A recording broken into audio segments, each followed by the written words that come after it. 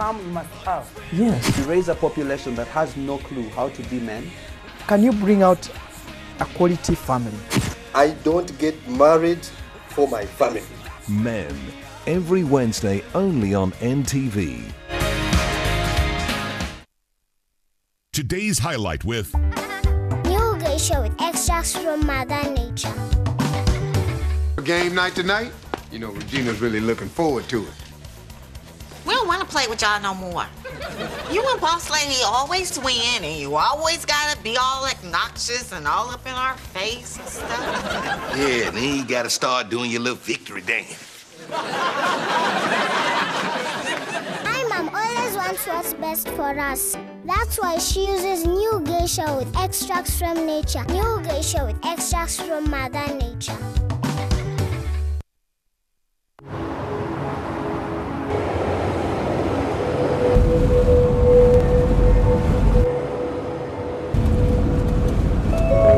And the change of government won't stop a thing. I've run out of fingers counting the number of multinationals setting up here. What about the 3 companies that announced their plans to launch last week? I say they're shopping. Me, I'd be looking to sell. At what price? More.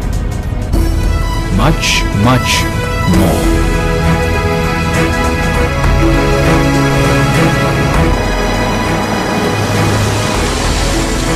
I don't know who you are or how you know these things, but one thing I'm sure of, you're in the wrong job. Here, call me tomorrow at 9 o'clock in the morning. I'd like to hear more from you. Are you ready for your big break? The East African, understanding the region.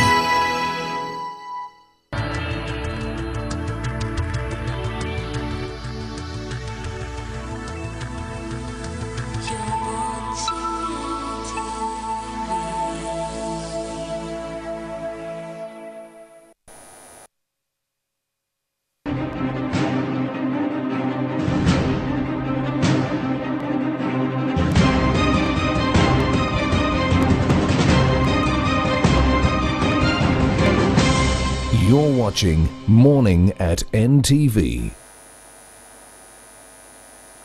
Well, his day started like a normal, perfect day, hoping that at the end of it all, he would come home with some money. But alas, when he reached the workplace, his friends thought it was better for him to get a shower. That befell a border rider in Gulu.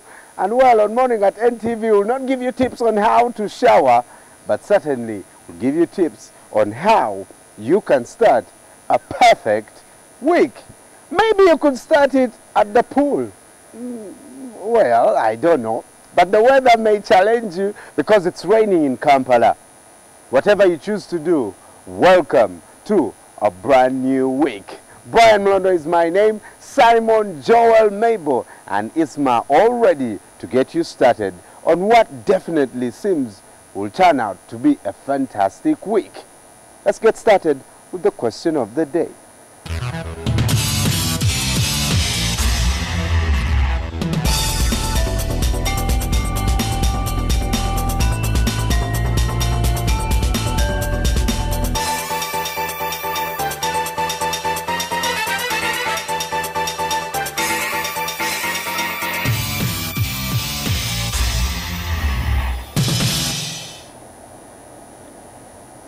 Now, certainly a morning, cup of coffee is all you need to make sure that you're either warm or, feeling good, right? So, head over to our Facebook page, Morning at NTV, and answer the question. You can also tweet us at Morning at NTV. Alternatively, use the SMS platform that is 6565. Or you can choose to, just answer it wherever you are.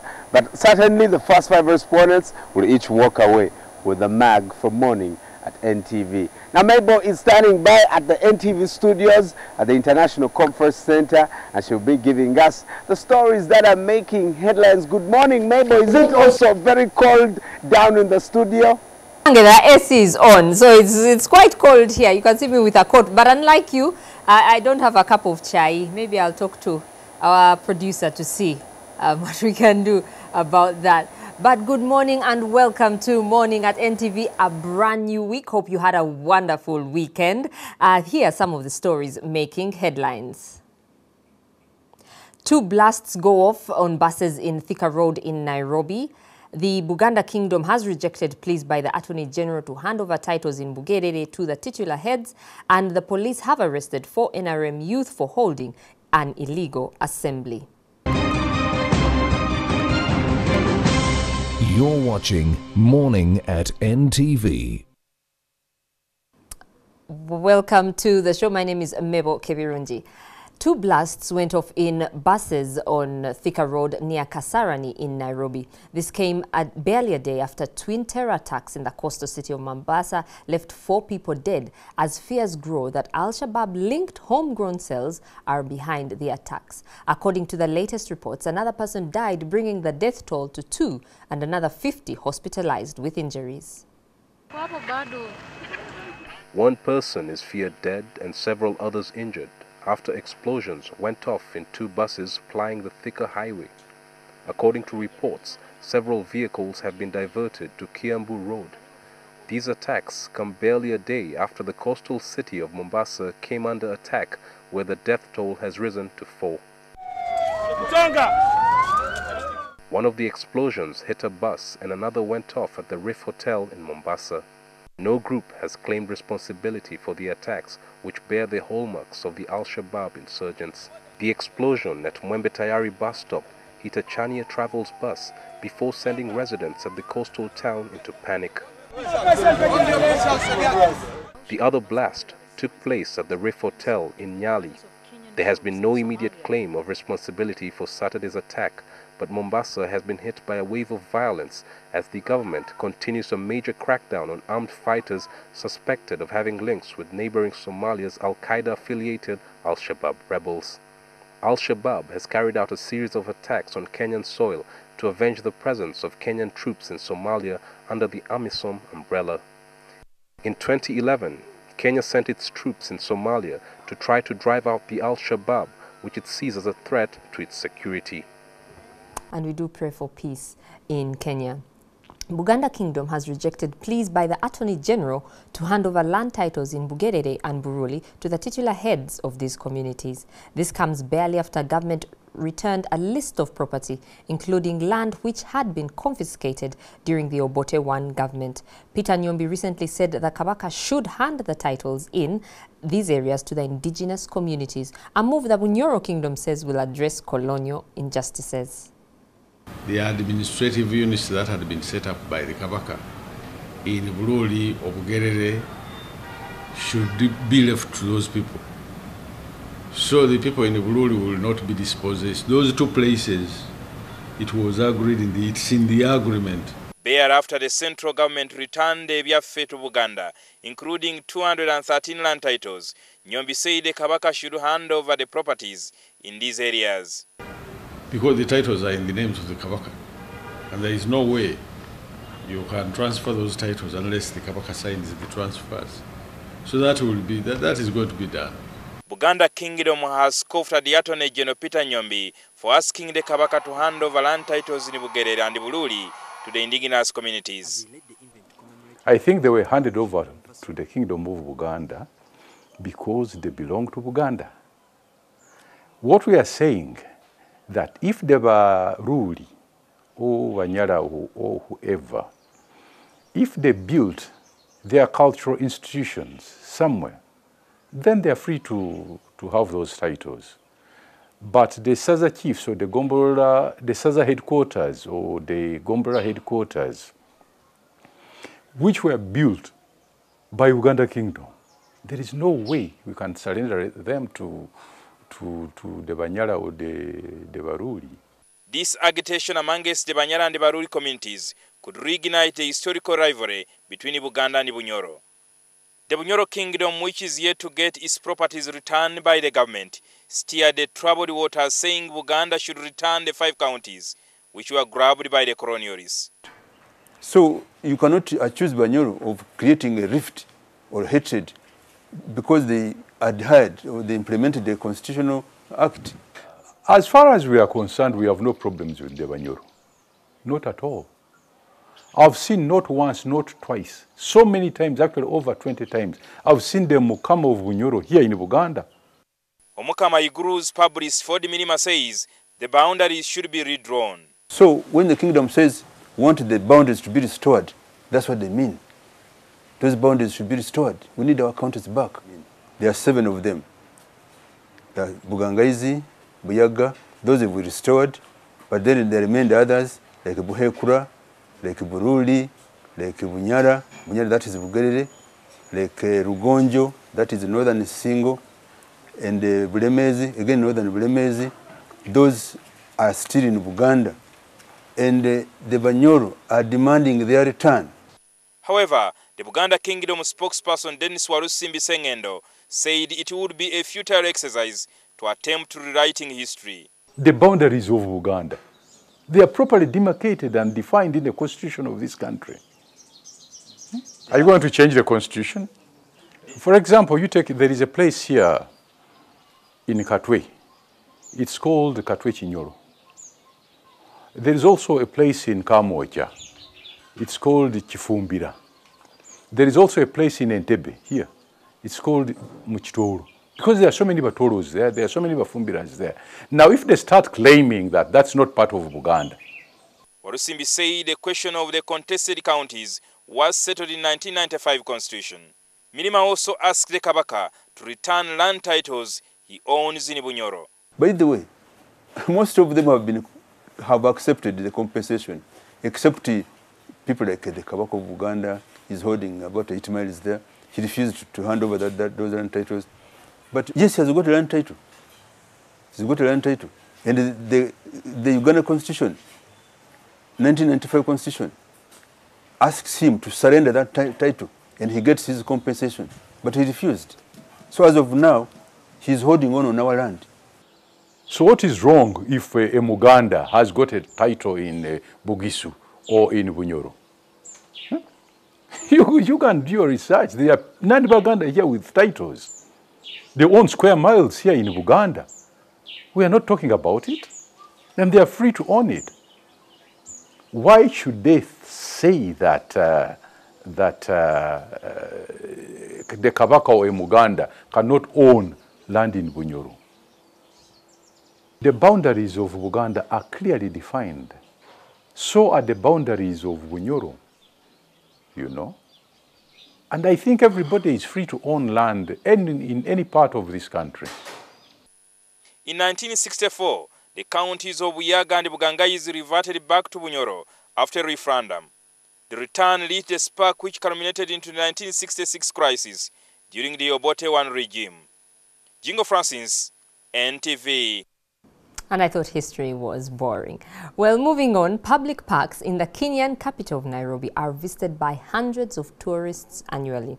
They offer the public a serene environment for unwinding after a heavy day of work. Moses Akena toured some of the parks and has this report. One of the outstanding features in major cities around the world is the green spaces that are open to the public. The Kenyan capital, Nairobi, is no exception. It has 3 major parks that provide residents a perfect getaway from the hustle and bustle of the city. The Uhuru Park, Jivanji, and Central Parks are key attractions in the city. Hundreds of people flock the parks, especially over the weekends, to enjoy a variety of recreational activities. Is it your first time to sit on this? On a camel, yes. Okay. And then would you want to do it again? Yes, definitely. In a desert, not in a city. It's very friendly. It's lots of beautiful nature, trees and flowers.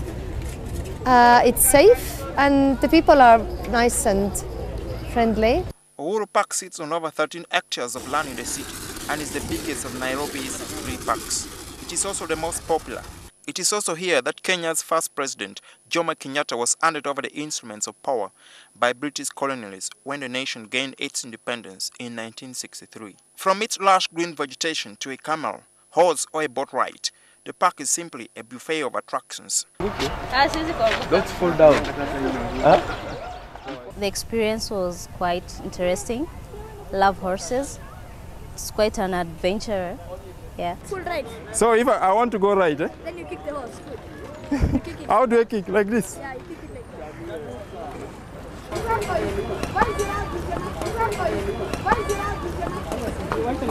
Yeah, it's fun. How? And it's also exercise. And it's good to be good with animals. So I like animals very much. When I was small, I started by being trained. Yeah, I was trained. Now I'm a professional. The parks also provide revenue to the entrepreneurs and the city council. Low season, January to maybe March into April, when you go into the Easter season, and then it starts picking up slowly. But the peak business season is during Christmas.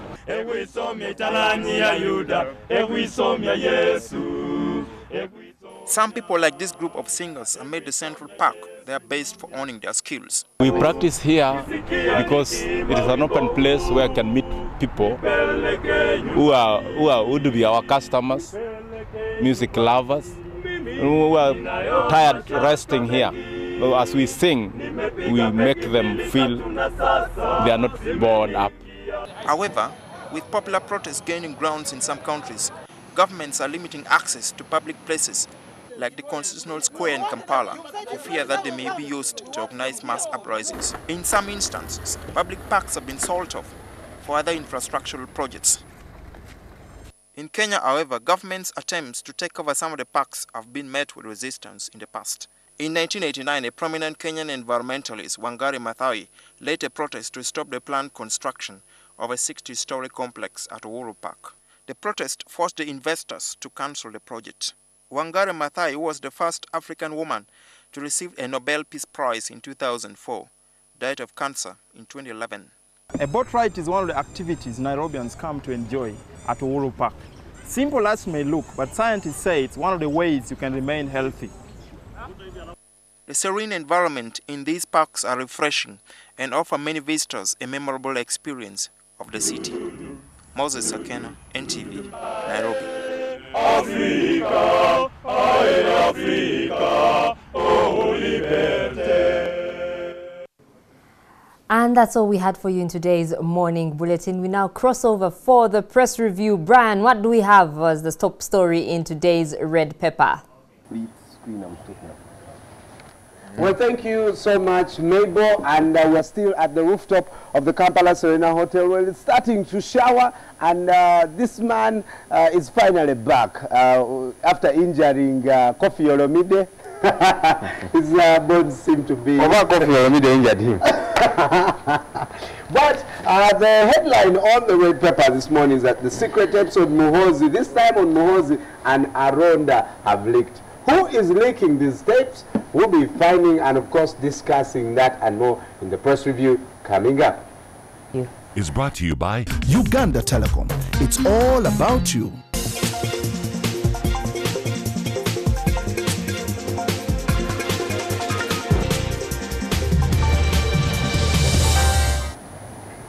It's a very good morning, the 5th day of May 2014, and yes, it's a pleasure being back after a week of being indispossessed by a couple of injuries to my health, but I am happy to be back with you and of course join my usual suspects to bring to you this fresh look at today's newspapers as they come to you every morning, Monday to Friday.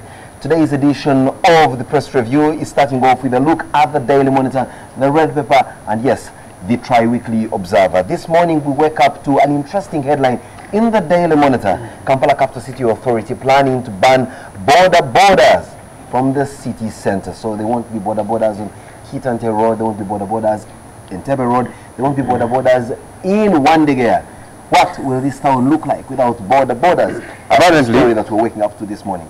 Apparently, they're going to be locked out of government offices, hotels, banks, all those, places will be no-go areas. And I don't see borders at this area. Neither have I seen. They drop people. They don't come in here, but they do the rounds. Yes, but if they say they're going to ban them from hotels, meaning that they will stop them from accessing the Serena. There's actually a stage outside Serena there. Absolutely. Maybe that's for one of those they're talking about. People into government offices, they stop outside the government office. Is it what would be at Makerere University? You stop at the gate and you walk up to technology. Yeah. Well, has it helped where they say that one is apparently to ban, to curb terrorism? So they for some reason imagine that private cars cannot carry bombs. It is only taxis. I've always thought that some things are. It maybe after some time it will be put in place. But the people who are implementing this policy own borders, they own taxis. And that's the biggest challenge. You know, this is a long overdue happening. Borders need to be regulated in this city. There are too many, too disorganized, they cause chaos, they ride in such a wanton manner. They need to be regulated. But is that going to be done, like Brian says? It's a tall order, because the powers that be, they you know, they own fleets like you say, and that kind of thing. It's going to be a hard one to do, but it should be done. Well, let's wait to see how we wake up to one morning and there's no border menace in this town. Now, looking at the front page of the Daily Monitor this morning, we are waking up to an interesting picture of the Honorable Vincent Chamadidi making his case for a sole candidature of President Museveni, among other resolutions from Chankwanzi that he was sailing to his constituents in Bugamba sub-county, somewhere in Ntungamo. That's the story we're waking up to. Let's not forget that the NRM members of parliament are traversing their country, going to their constituents and sailing the sole candidature of President Yoweri Museveni for the NRM flag bearership come the next election. Now, this man I was thinking, if I got to know exactly what I was thinking, okay, is this the border guy who was being showered, the one you were talking about in the news? Kumbe, it is MP Chamadidi. Honorable Chamadidi has had his fair share of tribulations in the recent past, starting off from some months of being banned for indiscipline in the NRM. As coming up back as a good boy. As he was coming, you know, getting into that or coming out of it thereabout, he's arrested by drink driving police, and his pictures of his very terrible conduct beamed across national television. And so this is maybe something we would call a safe face kind of antic. Yeah, the Honorable Chamadidi. And I was going to ask you guys, why was he suspended? Has he had a change of heart when he sees the fate of he was suspended for gross indiscipline. You remember he was part of this gang of four that is now the expelled members of parliament. When they were called for hearings, yes, he attended these hearings, he presented his case, and he lost his case to the point that he was sentenced to 3 months ban. He seemed remorseful. Absolutely. Perhaps because he knows which side of his bread is better. The other guys seem to, you know, you see, for Chamadidi's case, his is a hard nut to crack. The area he represents is typically NRM. The likes of Mhaba and Sereko and the others, they probably think, you know what, we don't necessarily need you that much. No, but this place where Theodore Sechikubo comes from in Zimbabwe is predominantly NRM. It is, but you would think they like him as the man. Where my friend Barnabas Tinkasimile, it is bloodily NRM. So clearly, I think that it comes down to personal character and the ability to have a strong spine to withstand all this. Chamadidi has definitely had a change of heart. The ban helped him. Brigadier Ononga, this is a two-time commander of AMSOM operations in Somalia, who is currently in the dock for a lot of misgoings on in Somalia, did collapse and is due for surgery today. Let's not forget that he's been denied bail a couple of times by the General Court Martial. And today, as we speak, he is lying at the General Military Hospital in Bombo awaiting surgery. He's not only diabetic, but there is another condition which is going to be treated for. This is a story we'll be following very closely. And, of course, the Daily Monitor does bring you details of how this man possibly fell from grace to the grass he's wallowing in. Right. There seem to be strange diseases all over the place. The other day, it was, I think, Obongi. Now we're told Kasese, another strange disease, is hitting this place. We are told the disease makes its victims unable to stand or walk, according to district health experts. I don't have that disease. I've been complaining of back. But today I'm going to change my mattress. I'm told that is what has been giving me issues. But you've been using that mattress for how Somebody yesterday told me, so psychologically maybe when you change it. First told me, here, turn it upside down. To get another one. Are you going to follow every advice if I'm going to give you about backache? Well, no. Because this week somebody gave me some advice. I said, you should use that. You are telling me to engage in certain co-curricular activities. I said, you know what? Let me keep my backache for now. Members of Parliament are demanding a clear law on compensation as a bait to allow or not to allow the passing of the budget that's supposed to be going into the Ministry of Justice. It's in the Daily Monitor this morning. Well, in the man as well, midwives are advised. A couple of men has always complained, you know, these women, they keep asking, who told you to get pregnant as if it is their business. A good number of them are rude. Some are good, they do a good job, but with slaps. You slap my wife, eh? You! Well, the start from basic principles. First, First get a wife. married. I saw that coming. Oh yes, oh yeah. The Mbabazi no, but I'm youth. warning them in advance, just in case. Mbabazi youth is still a story that continues to plague our newspaper space. Police arrest more from Mbabazi youth. It's here in the Daily Monitor. Now let's not forget that 2 or 3 of them were declared free, and the headline in the Observer is why Mbabazi boys are free. But the Daily Monitor wakes up to tell us that youth claiming to come from the NRM Poor Youth Forum, Chadondo, were arrested at Makerere Primary School near Wandegeya for mobilizing to support their sole candidate for the NRM, who is Prime Minister Mbabazi. There's another one of, is it NRM Abatasoma, something of the sort. NRM people who didn't go to school.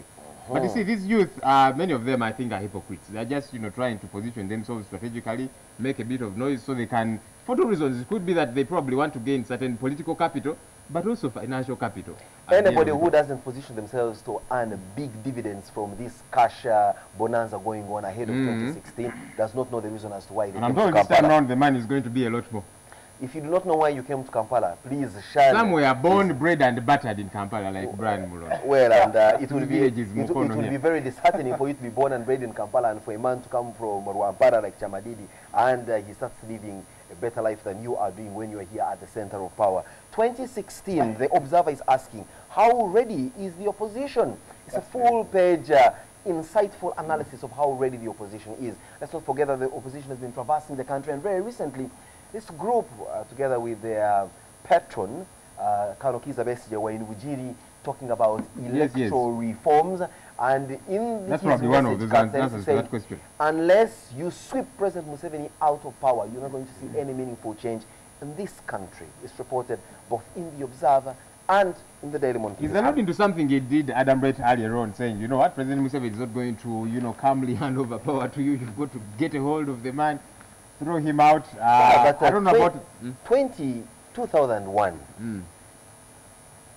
2006. Yeah, that's why he's saying this ballot thing does not exactly work, and they are, of course, promoting electoral reforms. I must commend the police. They seem not to be giving these people a hard time. Kanokiza Besije thought about this in 2001. Then he gave up the idea midway, denied any linkages to those who were going to push President Museveni out. Let's not forget that there was something called the People's Redemption Army. This possibly would have delivered to him the result that he's... Are you saying he was insinuating taking up arms?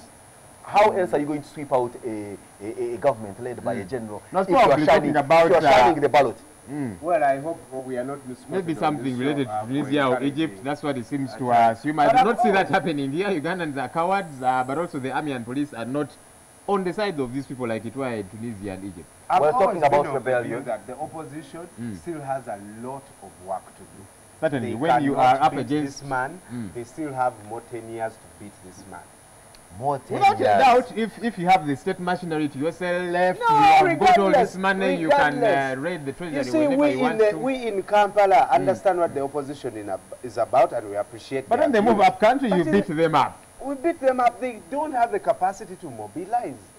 Well, they have failed. They don't have capacity like some of our friends do have. They don't have cash to give out. We're yet to understand where this cash is coming from. It certainly is not coming from the NRM members, MPs' contributions. Not at all. When you do the math, it just does not add up. We still want an explanation. And the other day, Richard Todong snapped us. So you still have an explanation to us. I don't know if he has called any of you people, part of the crew, to apologize. He has not. We still await that explanation, because you see, it's good manners. When you make an appointment with somebody and you don't show up and you don't pick calls, send an apology that, you know what, I didn't make it for 1 or 2 reasons. We want that apology, Honorable Todu. He probably was waiting for my return, and I hope that now that he sees me around, possibly he will come and we dance to some good music. Well, talking about 2016, the Observer this morning is saying, for 2016, ignore youth to your peril. In other words, youth are now the drivers of change.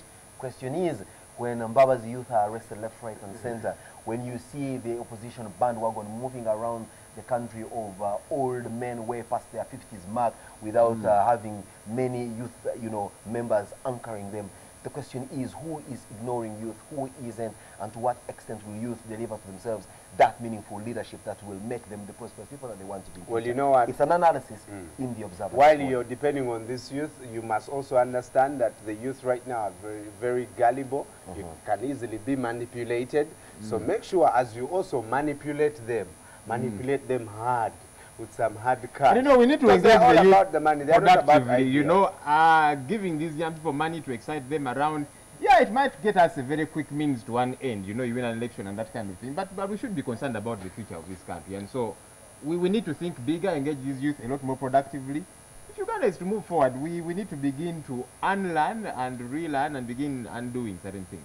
Well, there we go. Now the question is, how will we unlearn and relearn and do things differently? That's the million-dollar question. But talking about insurgency, a new report by the usual suspects who call themselves the Great Lakes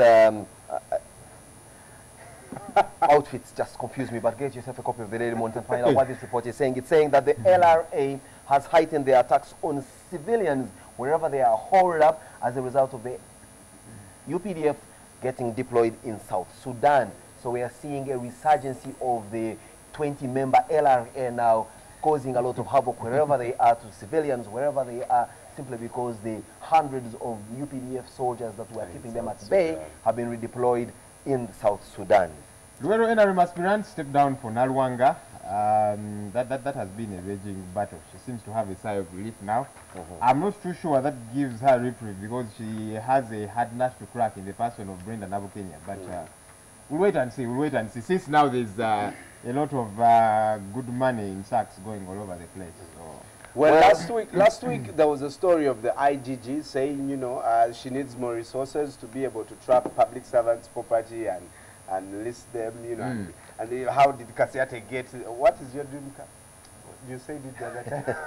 How did Kasiate, G55 AMG. How did Kasiate get that when he has been driving a Chikumi?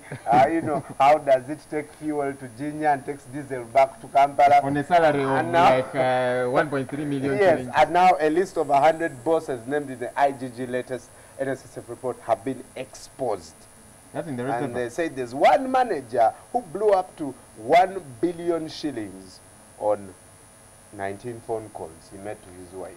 But you have no idea what kind of discussions were going on between that boss and his wife. But look, we need to put in the scope. Yeah, we blame these public officials, but many people do it in their offices, private, companies. You take away the ream of paper at home, you take the pen. That is stealing, by the way. Even the phones in the offices. You call your wife, your maid.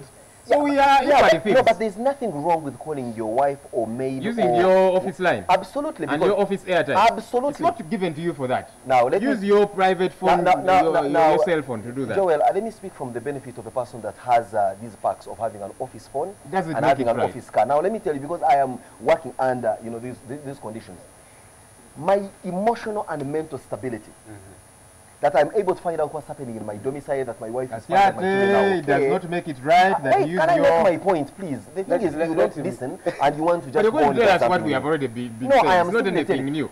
Joel, the moment you reach a level where you are given such packs, you will understand that they're given to you to create an emotional environment in you that will enable you to do your work functionally call very your well. wife, your brothers, if you are unable to call your friend and have an easy banter. If you are unable to call your sister, you can have an easy banter. You are not then do not complain about government officials who use our money to make their lives comfortable so that they can serve you better. Who? They'll use PRDP funds to buy better Mercedes Benz so they can serve you better. Then do not complain. Yes, when they can be emotionally good shape, and then they can serve Ugandans better. I would never argue against the fact that a government official should live luxuriously very well, because I know that should I be appointed that position without missing my word, I would also want to, I cannot be a government official. That doesn't make it right. Just because you do the same does not make it right. There is no way. And by now we need to begin by changing the law, because if the law, what kind of packs do you want 2.3 cc, that is what ministers are supposed to be driving. What are they driving now? Fuel guzzlers of, I don't know, 4.5 plus. Let's change the law and then... If it's ultra-vires, I will not accept, you understand? Because for me to get a job, you negotiate your packs. If in your packs is that you're going to drive a Mercedes Benz, go ahead and enjoy it. Which funds? Even if it is the poor man's fund. Can give you the packs. Out of Well, there is a story in the next magazine of the Daily Monitor that is Kiseka Market saying rioters and pickpockets are giving Kiseka Market the bad name that it enjoys. Now, question is, when, someone advise me, when, beyond rioters and looters, has Kiseka Market ever had a good name? I wonder. Well, they have some very good innovations. I've been before. Yeah, they are very innovative. They steal your light. You go to buy your very own light. They are making a plane, guys. Come on, have some faith. This is the picture you might be interested in, Simon. Yeah. Why is my head balding at a young age? Somebody was asking me, what's besides this, the fact that these people either work with or for NTV, and they began to name them: Kasiate, Maurice Mugisha, Charles Odongso. Who are the others? Charles Mwangusha. He was asking me, what's the relationship between these people? I said, you leave me alone. Well, I think you just put us in descending order of how much we are paid by NTV. The higher you're up there on the pay scale, the more bolding you get. What level did I put you? You mentioned my name first. Well, there we have it. Interesting stories coming to you in the Daily Monitor this morning. And, of course, the red pepper. Just give us a final one in the red pepper before we close today. And I don't know if we have the authorities to say something about this, but there's been 87 blasts in Kenya since 2011. And it's not about to stop, and yeah, it seems to be increasing. And yesterday, Mombasa faced the same thing. What does that mean? You know, somebody yesterday who seems to be quite a bit on this side of these intelligence things. And I was saying, Kenya is not doing as much a good job as Uganda is as far as penetrating citizens are concerned. Because you see, if you're going to fight terrorism, it's not about how much machinery you have, how much arsenal and stuff.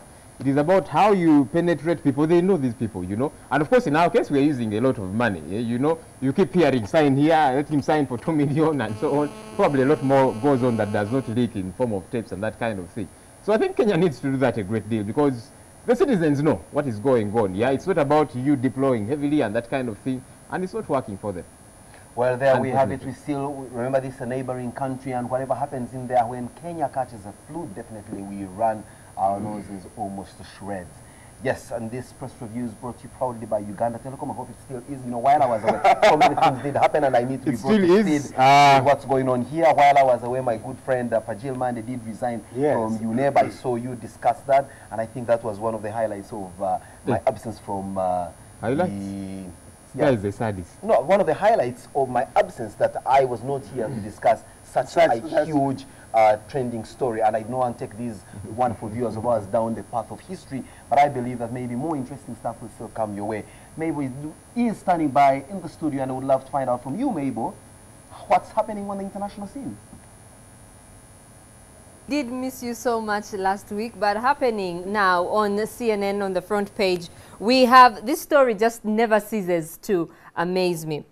Shelley Sterling approving the NBA plan for the Clippers to be sold. She is the estranged wife of Donald Sterling, and we've been covering this story, and I'm sure we will have lots more. Apparently, she's also suing the girlfriend of her husband. Also in the US, we have Prince William and Harry attending a wedding in Memphis, and yeah, there's a picture of them there.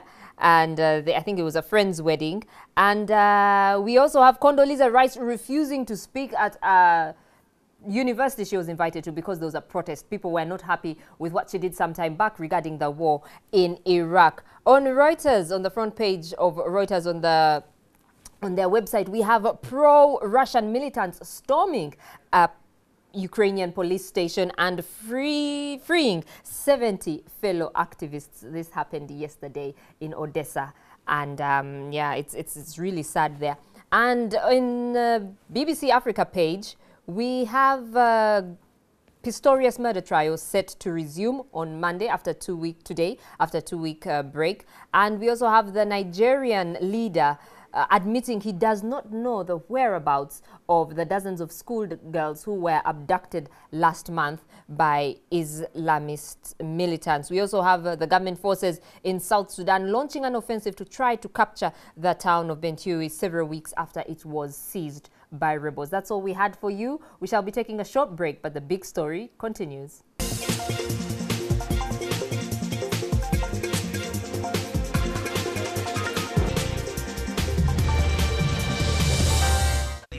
You can be a millionaire. Answer the phone, just answer the phone. Yeah. Answer the phone, just answer the phone. Don't miss that call. Don't miss loads of cash from Uganda's most affordable telecom service. Uganda Telecom. It's all about you.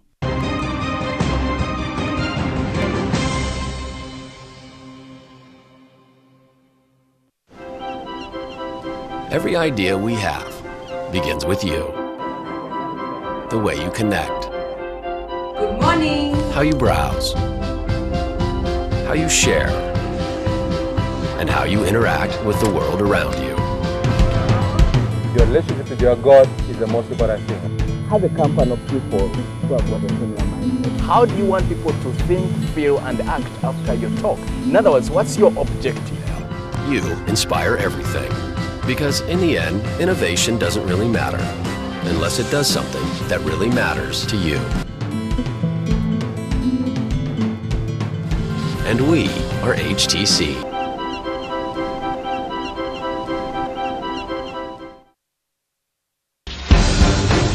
Kampala has been voted in the past as one of the favorite cities for tourists, one of the most peaceful cities. That is something that is changing. Kale Kaihura, the Inspector General of Police, and President Yoweri Museveni, their alliance, they can only crack down or stop individual strikes and individual demonstrations. But I don't think they can stop the growth of militancy. No holds barred. Besigye and Lukwago have particular grievances against the government, some legitimate, some misguided. What should the police do? Of course, the police has to intervene, A, to protect the power of President Yoweri Museveni and the NRM from disruption by Besigye and Lukwago, but B, also, never forget this, to protect those ordinary people whose property gets destroyed. I want to ask that many think that they've actually been frustrated. Opposition parties in Africa do not tend to be constructed around policy differences. FDC lacks a glue to hold its coalition of different power-hungry individuals together. Incisive. You see, the NRM is more divided internally than the FDC. The advantage with the NRM is it has political power. Analytical. I think that one of the best organized political parties in Uganda is the PPP, the People's Progressive Party with Dan Sali. This idea that everybody is peddling around the world that Africans are poor and they cannot contribute to their own political and social emancipation is crap. In fact, I think that the opposition parties in Uganda have to win an election in an unfair and unleveled ground. Newsnight with Andrew Mwenda.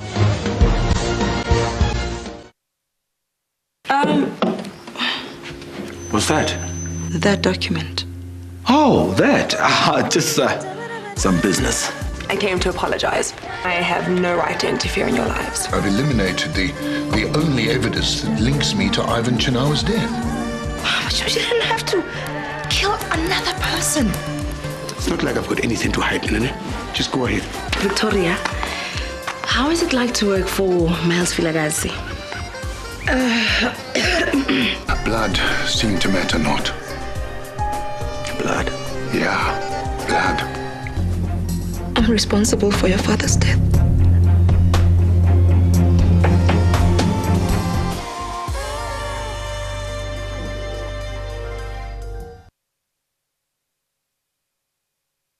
Hey there, Mr. Krabs! Are you ready to party? I like to move it, move it. I like to move it, move it. I like to move it, move it. You like to move it, move it. Wow! Hello, fellow motor enthusiastics. Oh, Mr. Krabs! Isn't there any way for us to return all of them back to normal? Hey! How did he do that? The Red Ranger's a bigger problem than I thought. It's time to finish this thing up! What can I do to make them love me again? What are you drawing, Kitty? Mega Rangers?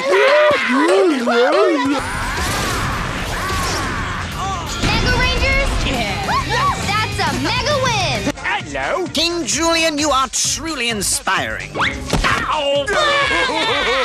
SpongeBob! Fantastic!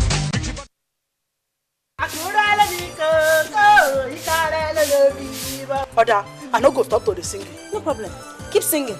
This singing will put you in trouble very soon. You won't believe it's the boy's father that inflicted such injury on him. Just because he stole 50 naira. 50 naira for that matter.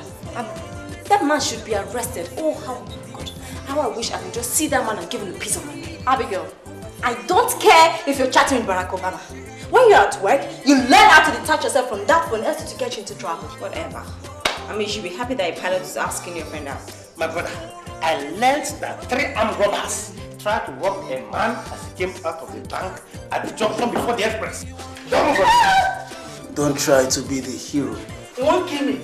Do you know how long I've been waking you up quietly and you refuse to wake? Now you can't interrupt someone.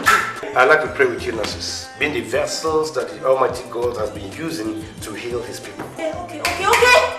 Can someone please talk to me? What is going on? Who is she?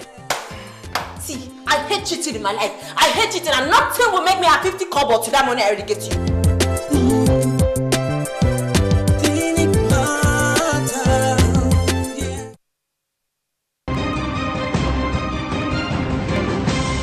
You're watching Morning at NTV with Simon Kasiate, Mabel Kebirunji, and Brian Molondo.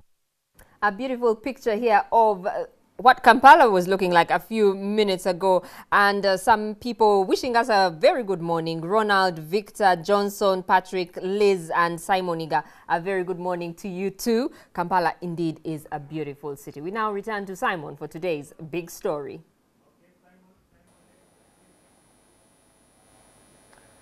Thank you very much, Mabel. Yes, indeed, this morning we'll be looking at what happens on social media, and we're looking at the tweet sphere. I do not know whether I have pronounced it very well. I will be corrected by the tweetster on the show today, this morning, and what's happening on Facebook, or should I say in Facebook. Now, that also I will be corrected along the way. Let's not forget that we are getting a tremendous buzz on Twitter, especially with the jumping into the fray by very prominent personalities, politicians of a name, economists mention it, academicians, not just the usual bunch of young people trying to find love, affection, and other little life's nitty-gritties. We'll be right back with a big story discussing the impact of social media on the way life is conducted in every sphere of life, be it political, economy, or even the social sphere.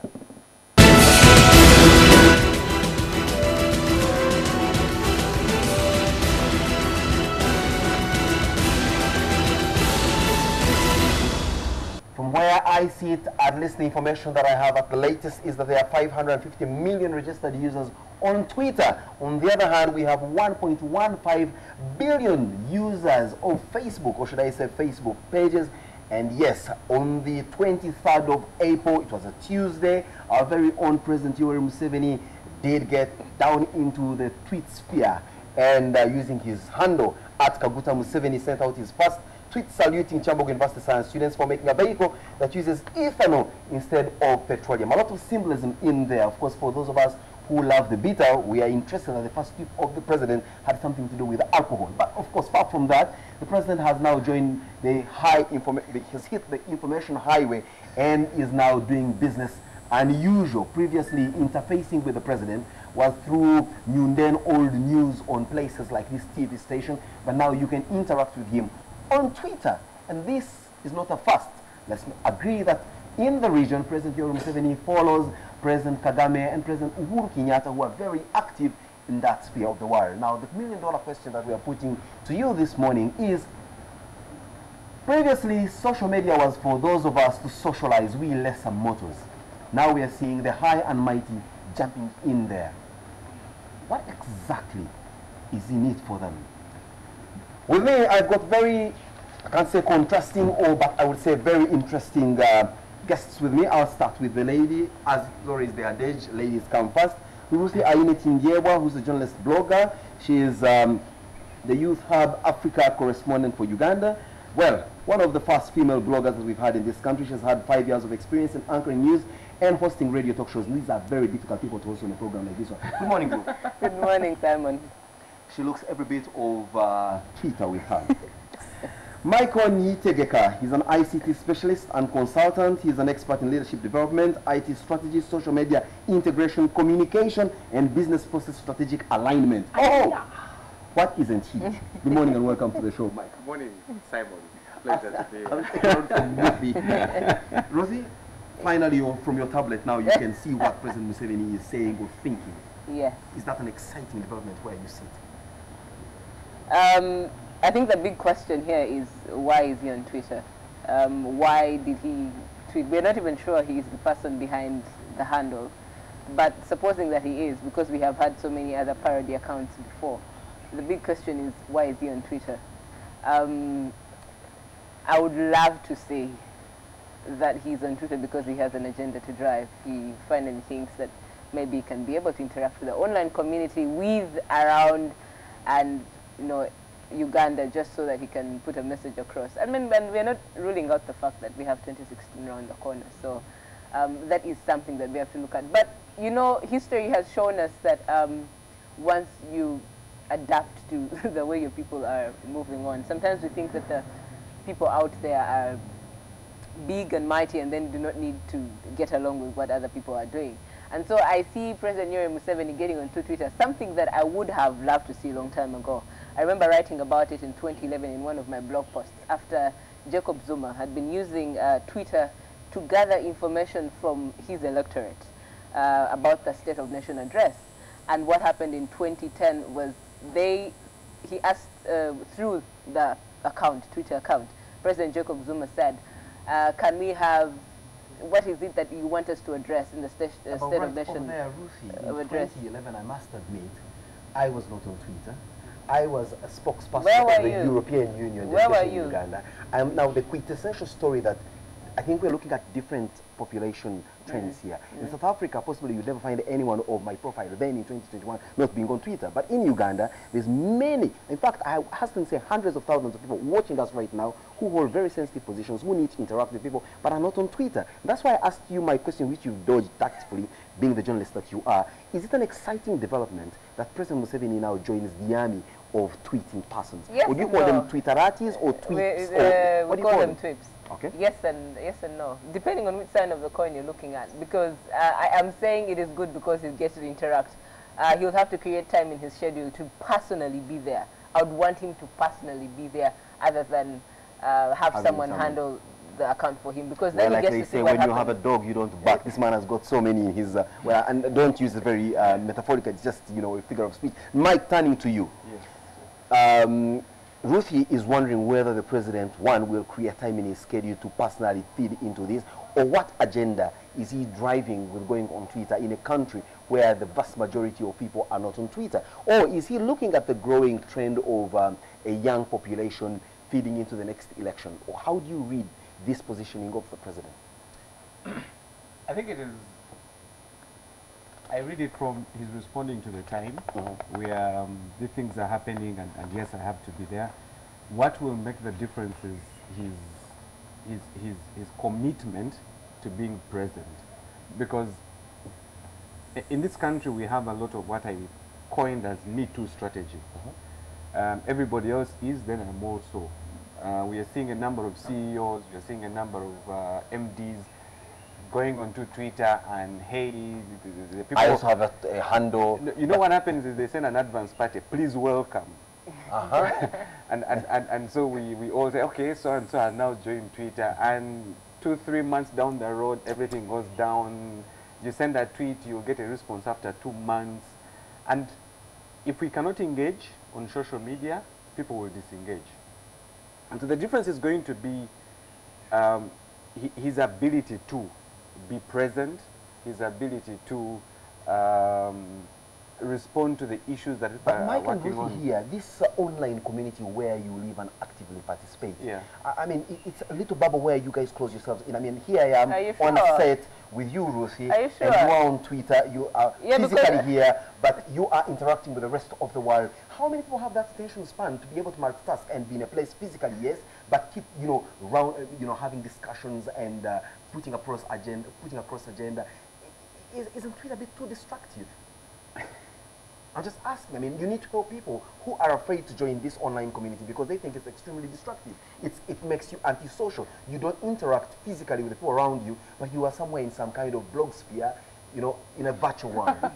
Well, yes, he's saying true. And I'm thinking when I started out, I think that is what happened. I think that was about 2010 when we started. That is when I got onto Twitter. And I remember one of the first things that I did on Twitter was cover the 2011 elections. And I did that because I wanted to hear what was going on in all the other places around Uganda. And so very few people then, there were about a handful who got on there and started sharing updates of where they were and what the voting process was like. Then what we did was a couple of times we have met and called them tweet-ups, and just to put a face to the name or the Twitter handle. So meetups, it's now tweet-ups. Well, because the truth is we have met on Twitter, and that is why we are meeting up. But I think that at the end of the day, what we want to look at is our being on Twitter does add value to us. For the most of us. Now I'll turn to you, Michael. What value is it that Twitter adds to, for example, a political activist in the name of President Museveni, for example? I think the value that this will add to the president and can add to the president is for him to listen, and he need not to be there every day. For a man who was paid to listen on TV talk shows which are callbacks, radio talk shows are callbacks, letters written to him, you see young girls breaking security and presenting him a letter and he possibly doesn't listen. He's got hundreds of advisors, he still doesn't listen, he does what he wants to do. And I think that's what is going to make the difference, Is Twitter going to make a difference for him? I think that's what is going to make the difference. That will it be the same, but rather, even if it doesn't have to be physically there, and I always tell people, I said, look, as a CEO, you need not to be present on Twitter all the time. What we want is to see you respond. The behavior is, I have collected this. If I posted a comment and it has been responded to, I do not care whether you respond to my TL or to my tweet. What's the TL? Well, there we have it, a lot of jargon here being spoken. But I know for a fact that there's a presence of a huge army of cyber bullies.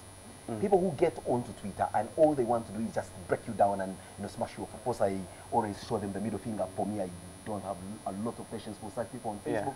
How do you think President Museveni is going to react to people who will get onto Twitter just to get at him to feel the happiness of, I showed him the middle finger, I abused him, I told him my dogs don't have horns? Or to use President Museveni's own word, I asked him to go and eat his something. I think that is the level of maturity that we're talking about. And I mean, we all get bullied in one way or the other. And you'll get someone hitting at you and you will take it on for hours and hours. So the sense of maturity is whether you're going to respond to every tweet that comes in attacking you, or you're going to disfer and discern and say, this makes sense for me and I want it. So that will be a personal judgment. We cannot say this is a strategy, go and use it. But like we're all saying, social media is about engaging. It's about connecting and engaging. Connecting and engaging, but then here you are being bullied, and possibly one would want to engage this bully and possibly put them in their right place. If you are to advise President Museveni as his Twitter advisor, I'm sure he's soon going to appoint someone to do social media advisor. No, even Twitter, just specifically. Then we have Facebook advisor. I mean, we have enough rooms in the house of advisors. Yes. What would you tell him with regard to how to handle cyberbullies? I think the only way to handle cyberbullies is to pick the message. What is the message behind this bullying? And it is going to happen. That we can for sure say it's going to happen. If for example, I was in his shoes, is really to read the message and what is the message behind the message, and try to respond to the issues that, in a way that these people want me to address. If I was in that position. Ruthie, just turning to you, we're looking at the impact of Twitter, for example, where we operate in Uganda. Roughly, you could just, from where you sit, how is this faring on? Are we seeing more people getting more responsive? Are we seeing campaigns started up on Twitter bearing fruit in a short time than they possibly would have if other media were used? What is the cutting edge of Twitter, or even Facebook for that matter, as opposed to the traditional ways of doing business here? I think that we are getting somewhere. We have more numbers of people, we have more interaction, and then the quality of interaction as well.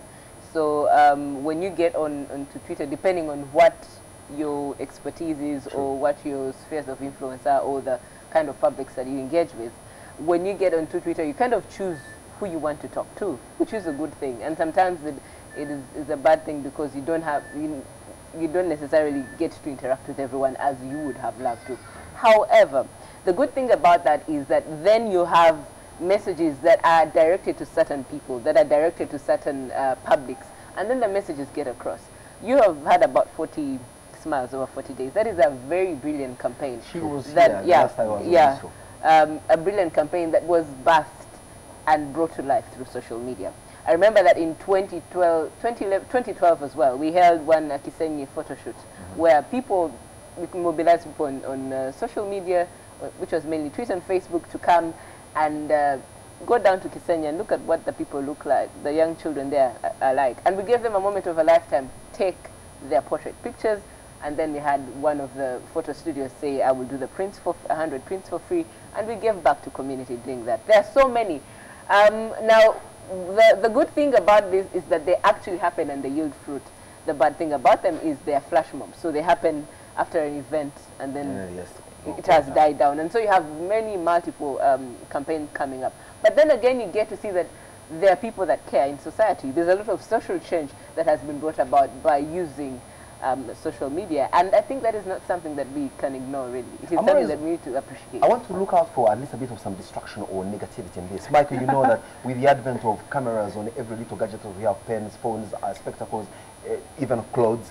I mean, when you attend a wedding or some function, you just cannot get a glimpse of the groom or any serious event because everybody's holding tablets, syrups, and taking pictures, and therefore shielding who would have otherwise been bona fide hired camera persons.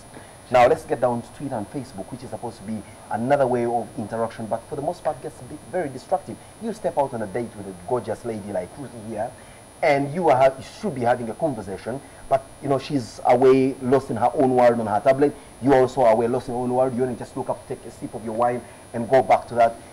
Is that a going forward, or it's one step forward, 4 steps backwards? I think it is human interaction. It is, and I mean, yesterday we were somewhere and I saw a mother and daughter all on devices, and it was over lunch.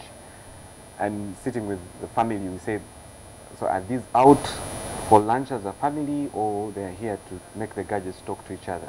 They're possible, or even chatting with each other, possible. There's also that possibility. But I think, and Ruth and I have, again, through tweet-ups, if we say, a group that really emerged out of social media. So one of the rules that we have is when we meet as a group, is we put all the devices in the middle. So for the 3 hours, they are, but I think the discipline now, those are the choices that we have to take. These things are going to come at us, but we need to take choices that really, I think yesterday, the other day, move you forward, certainly. I mean, I think, was it Albert Einstein who said he shudders the day when interactions are going to be replaced by technology. Well, if only you had lived today to see how it's all progressing. Now, very finally, from where you sit as a journalist, the advance of social media, of course, has almost rendered we, the traditional journalists, almost obsolete. We are unable to be there all the time because people cannot have to wait for the next 24 hours to see Simon present their next press review. They can't wait till 9 p.m. for the next primetime news on NTV in English. All the time we see news being flashed left, right, and center on social media. There's, of course, the advantage that it's real-time, real news coming to you, but also to what extent we have responsibility that is supposed to be overseen by professional journalists. You as journalists, don't you feel that this is an infringement on our space and possibly is going to become our biggest downfall with regard to the fact that there are no rules in social media? Now, while we are hyping the social media thing, let me just tell you one thing, that 65% of the households in 23 countries in sub-Saharan Africa have at least one phone, and that was in 2013. 65% have only one phone. That one phone is not necessarily smart. So that we have an audience that is going to be taken over, that the journalists, the television, the traditional should be worried. There's a place in society for radio, there's a place in society for TV, and there's a place in society for Facebook. However, what I have seen, which is a growing trend that we talked about, I think, in 2011, 2012, was that when you enter most of the homes in the urban areas today, you'll have what you call about 3 gadgets happening. So you have TV, you have someone on their phone, and then someone on their computer, and then you have the radio on, because all of those things have different messages.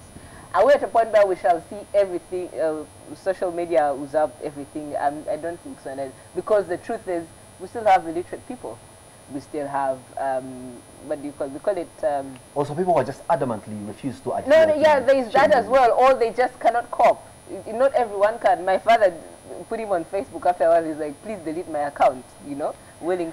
So I think that there's still a place in society. And everywhere that you go, you'll see it.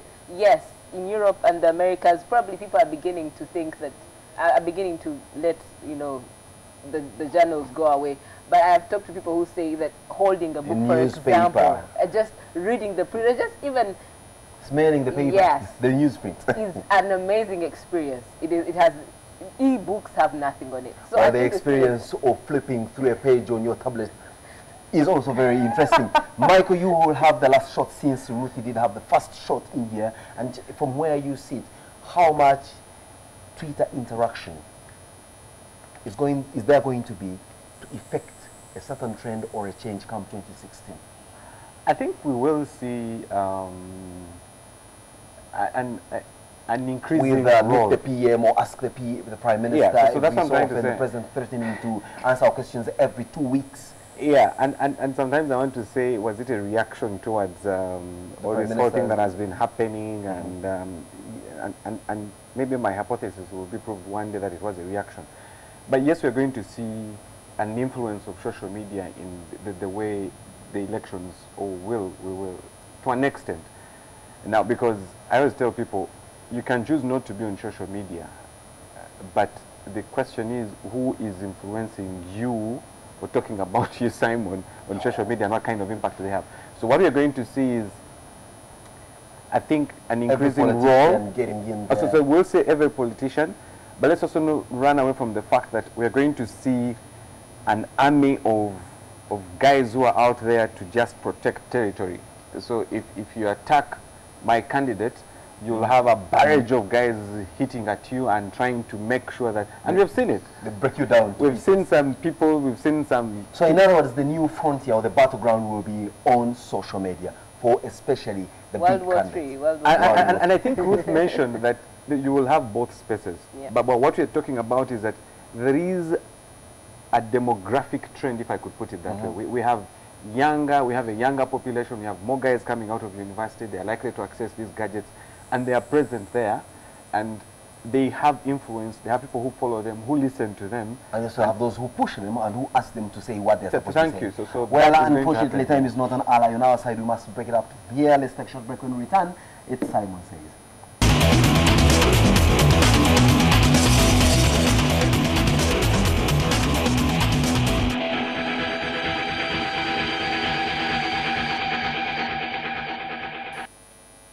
Well, indeed, like it has been projected, the next battleground will be on social media, and Ruthie did earlier on say and called it World War III. We can only wait to see that moment come here and see how people tear themselves apart in the virtual space called social media. Now, of course, this is an interesting trend that we shall be following very closely. We see politicians in the early 90s jumping into the trail of the liberalized media to have radio stations of their own in their constituencies so that they can create some kind of turf for themselves and, of course, shadow the voices of the opposition towards them. Now, are we going to see possibly politicians getting into the tweet sphere or the Facebook sphere and try to create a voice shadowing the opposition's voice? That is still yet to be seen. But let's not forget that there's no restriction. There is no whatever kind of regulation we are talking about, unless, of course, someone goes beyond what is globally accepted as a basic standard. Now, social media does obviously make quite a lot of interesting things happen. It makes movements galvanize, make and move mountains. We've seen this in the advent of the Arab Spring. Someone may argue that that may not happen in Uganda now, but obviously the optimism is very high that soon lots of policy decisions, lots of policy shifts, lots of activities may start off as a little tweet of 140 characters, and before we know it, we can see 140 physical human being characters being swept off the dice of power. Have a good morning and make sure you have a wonderful and profitable Twitter and Facebook experience as we start this wonderful week. Good morning.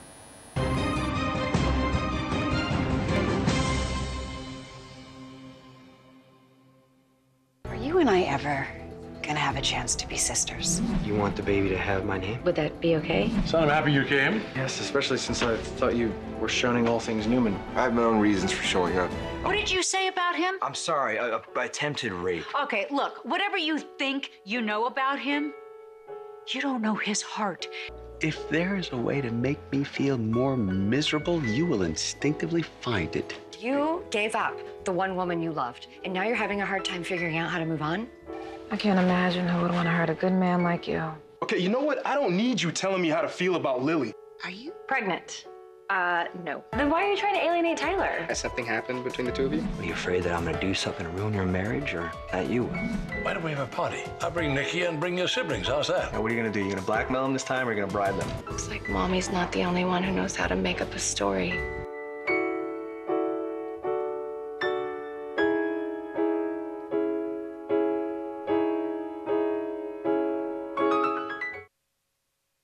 Mikwano gyaffe bana NTV ate naddala mu bannaamu muli gw'emizannyo muli gw'ebyemizannyo gukomyewo 2014 ate mutya kati ate gukyusiza n'obudde gwa 7 gwali gwa 9 ne mugugoberera ntusanyuka kati gubongereddeko wano malya g'ebyemisana awo osooke gubatayize gubaleetere buli kintu kyonna kalonda erina ebyemizannyo omuli gw'ebyemizannyo mupya 2014 Isima waali alagira Argentina yenjo mukubira eddiba lye omukwano gujja kukoma wano ku muli gw'emizannyo naye kasita kinaatuuka eri bano ba Messi okulumba abalenzi baffe ba Thiago Silva awo tewali mukwano omuli gw'ebyemizannyo 2014 President.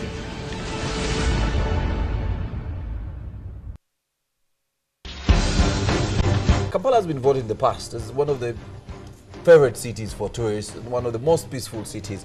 That is something that is changing. Kale Kaihura, the Inspector General of Police, and President Yoweri Museveni, their alliance, they can only crack down or stop individual strikes and individual demonstrations. But I don't think they can stop the growth of militancy. No holds barred. Besigye and Lukwago have particular grievances against the government, some legitimate, some misguided.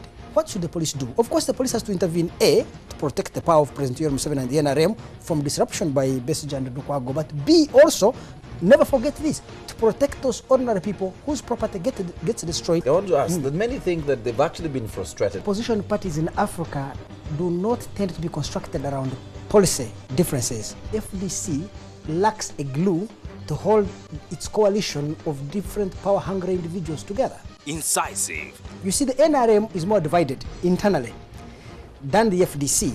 The advantage with the NRM is it has political power. Analytical. I think that one of the best organized political parties in Uganda is the PPP, the People's Progressive Party with Ansari. This idea that everybody is peddling around the world that Africans are poor and they cannot contribute to their own political and social emancipation is crap.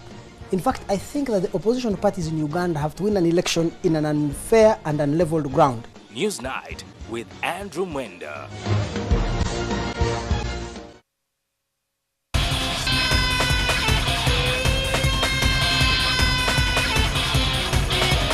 The average age of the international team is under 18. The primary role of Team Uganda is to remain to Division 2. Probably that's the only thing that can make one or two rugby fans smile, that the clubs are doing well. The players haven't put on they haven't wore the game faces. They're not the animals we saw last season, because Ferguson had the same group of players and he did deliver the Holy Grail, which is the title.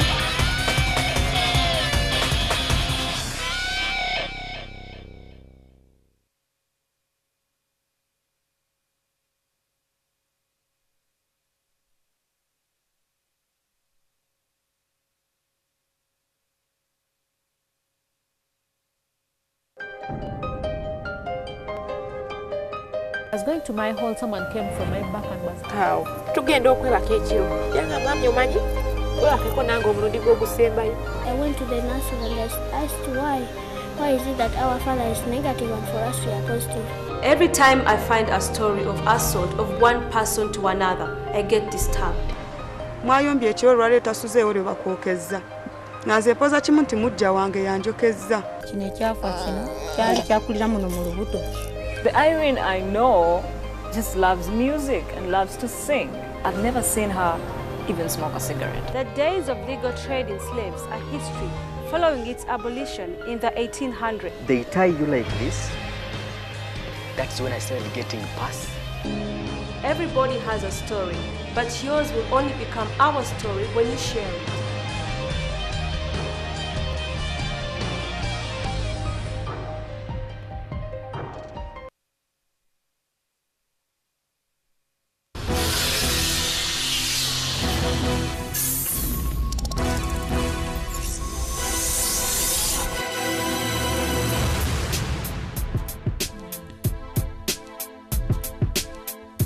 Follow the beat, follow the beat, follow the beat, follow the beat.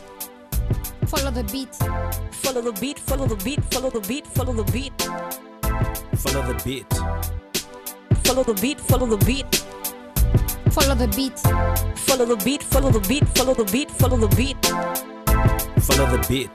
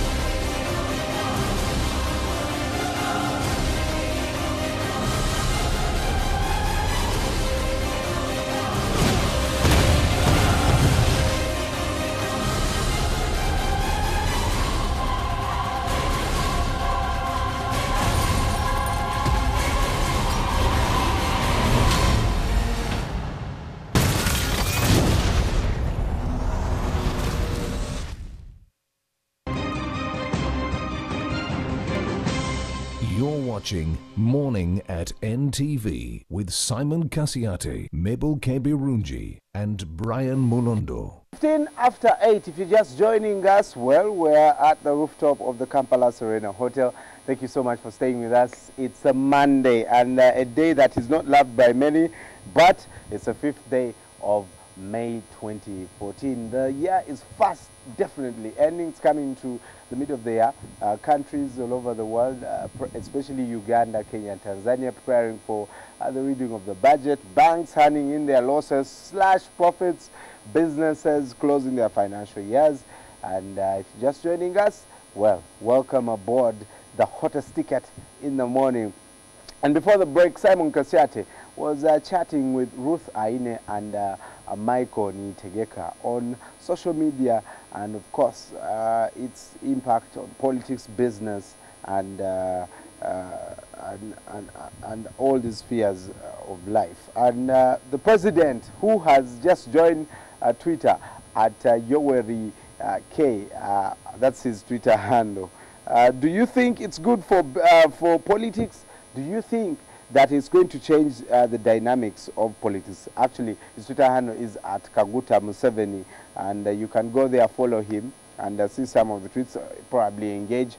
We have platforms like Ask the PM, and we're soon having Ask the President. And do you think this is going to boost a lot, especially among the youth? We've been having a conversation of the impact of youth in 2016. Is it going to improve the political landscape in Uganda? And a couple of things that these people talked about. One, at Michael saying, we're going to see an army of people protecting territory or their candidates on social media. And if you can't engage on social media, people will definitely disengage.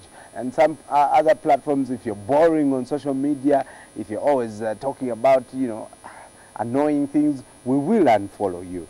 At Ruth Aine also saying, the president tweeting is great, but he needs to create time in his schedule to personally interact. Of course, most of these Twitter accounts are run by organizations, and where presidents or the PMs or the CEO has personally tweeted is really an initial. And I guess for the president, the initial will probably be YKM. But of course, I want to applaud Alota Kajingo, who has made sure that the president joins the platform. What is your feedback? Tony Francis says, Michael, thanks for the good at Morning at NTV. You did a good job with me at FCIT. Now enlighten the world. You're also saying, I'm in line with you.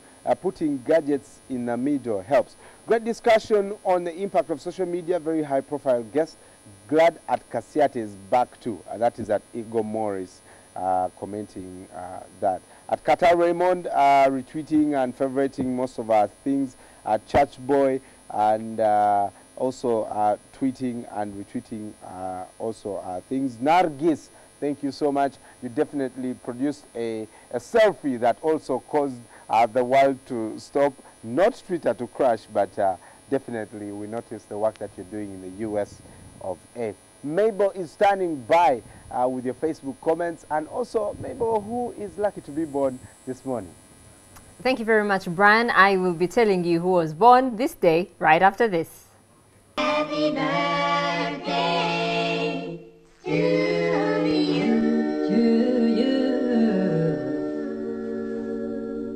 Born this day is Namanja Roreta, who studies at Galaxy Primary School. A lovely picture of her there. We do wish her all the best, as well as Judith Asimwe. Happy birthday to you too. She is a presenter here in Kampala, and also to Woli Saluja, who happens to be a sister to our wonderful director Manmeet. They actually look alike, and she is based in India. Happy birthday to you all. Remember, birthdays are a time to thank God, thank our Creator for this far that He has brought us. And on to Facebook, we have Isaac saying he wants to send birthday greetings to Alex Mutunjire, Rukoma Ronald, Isaac Mugarura, Deo Munachagwe, Jim Tex Katabarwa, Kemigisha Anita, and Owomugisha Dennis. May you live to blow out more candles. I'm wondering where all these people actually born this day, Isaac. Anyway, two other messages. We have Mwanguhia James saying happy day team, and may you shine like a star. Caesar letting us know that we are 12,548 likes on our Facebook page. Let's make the circle bigger. Thank you so much, Caesar. And we have Johnson saying good morning Gulu, thanks for the show, sorry for the Kenyans who are suffering, and he hopes God will come to the rescue of our neighbors. Today on the show we hosted Ruth Aine and Michael Nietegeka, and these are people who are pros in the IT sector.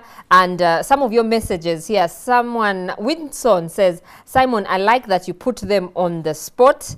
And we have Ashraf Asuman saying it has really brought up a social change. Cabs Isaac is saying, is social media becoming that huge that a discussion is everywhere?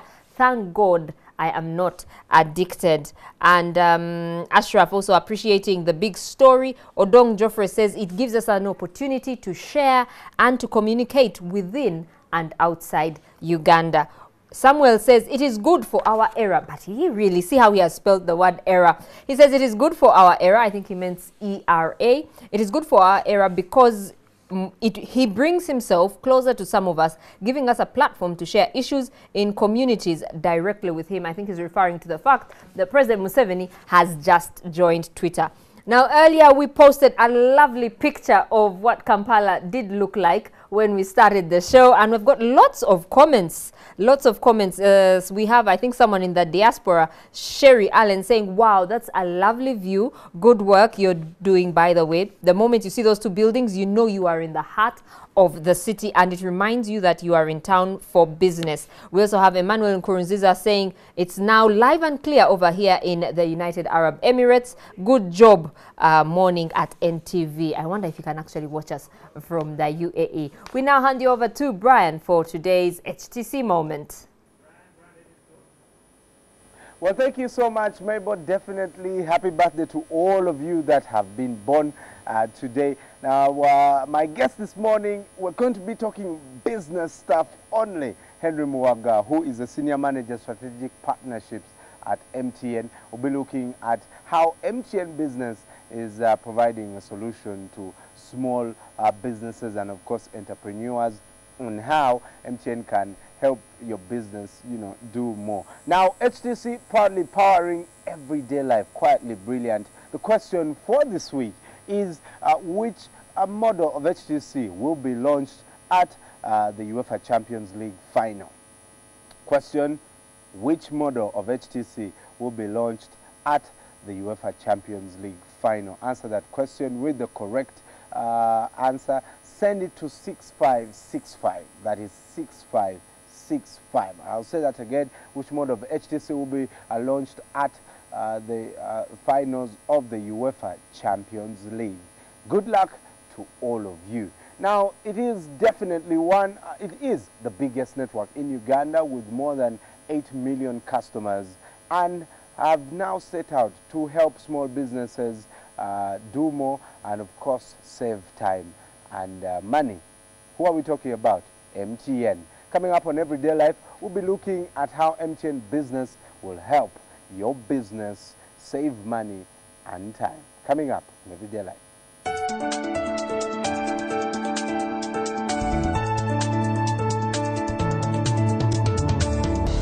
Everyday Life is brought to you by... And we are HTC.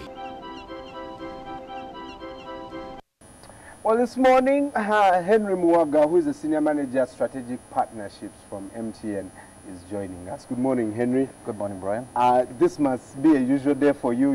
You're always up this early. Well, not on TV. I'm up running around doing MTN business. Right. Not necessarily sitting on set right. Talking about business, but nevertheless, I'm honored to be here. Right. Yeah.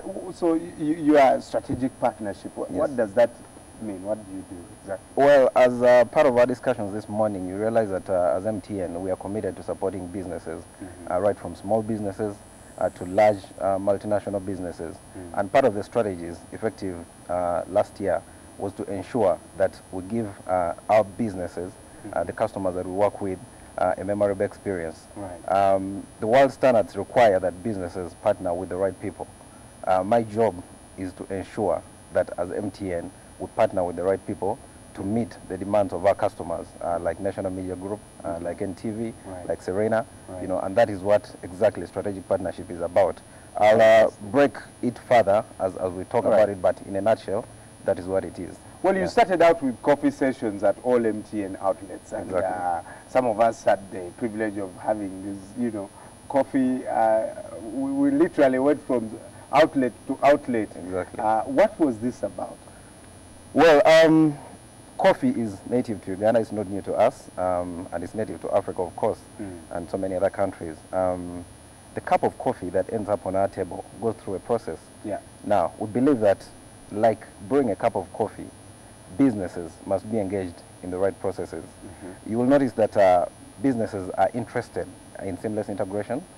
Businesses are interested in security of their information. Businesses are interested in having access to their information anytime, anywhere, within the borders, across the borders, right. and possibly across the continent. Right. Most of all, businesses are interested in saving costs. So, as MTN Business, we are saying the process of brewing a coffee cup includes all these things. Right. And above all, it includes conversation, talking to each other. Businesses must talk to each other. Right. We have been a small business. We're now a big business, locally, internationally, and across continents, and we have the experience. We know what it takes to talk and to go to the next level. We are telling our customers, both small government agencies, NGOs, and the marketplace, that we have the experience. We can support you. We need you to adapt the new thinking, the new business philosophy, and we're using that simple cup of coffee to send this message across. To bring the conversation closer. Precisely. Well, with this new business positioning, what exactly are you introducing to us? Well, especially as, small business owners. Small businesses eventually become big businesses. Big businesses become better businesses. Right. That is our focus. That is what we are looking at. If you look at the way MTN started, we started as a one-floor building in Uganda with all odds against us. With time, we've grown into what we are now. Right. The biggest business in Uganda, the biggest taxpayer, biggest business across Africa, and now we're in the Middle East, and maybe the sky is the limit for us. Right. Now, we learned so many lessons while going through this, and one of the lessons were the right processes are required at any given time. The right conversations are required at any given time. You need to speak to the right people at any given time. The right structures must be in place at any given time. Right. You ask me what I do. As part of enhancing the business, MTN has come up with the strategic partnership wing under MTN Business. That is not only the only section that we have.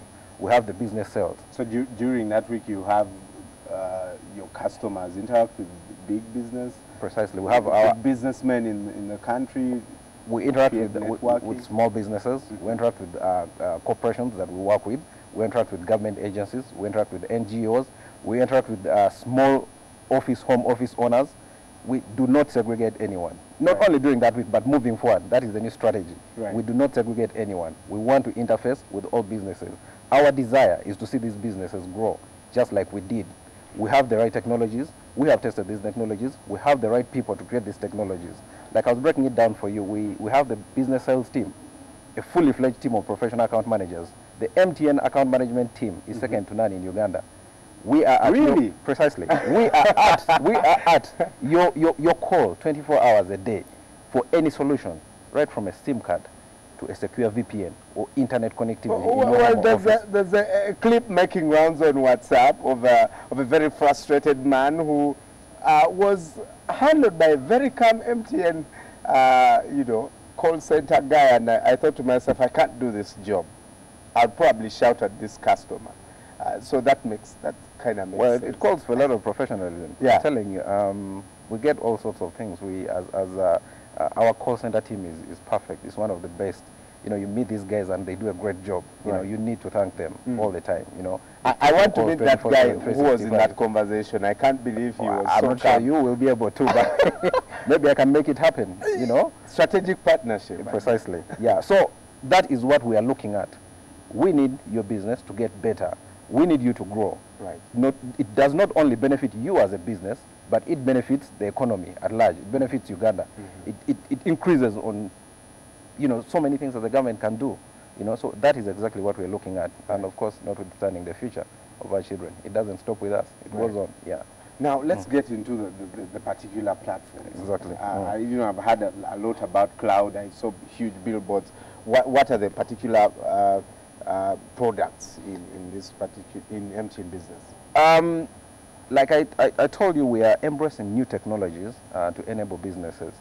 Now, on top of the structures, we have a fully fledged technology wing at MTN Business, which feeds into the bigger picture, MTN Uganda. Now, under technology, we have the new platforms. We have cloud computing. Cloud computing is the future. What exactly is that? Well, I'll break it down for you. With cloud computing, small businesses are looking at ways of saving costs. You do not have to make massive capex investments in equipment. You don't have to buy servers. You don't have to buy PABX, telephone exchange systems. Yes. You don't need all these gadgets seated at your offices. We can do that for you remotely. We can manage those services for you remotely.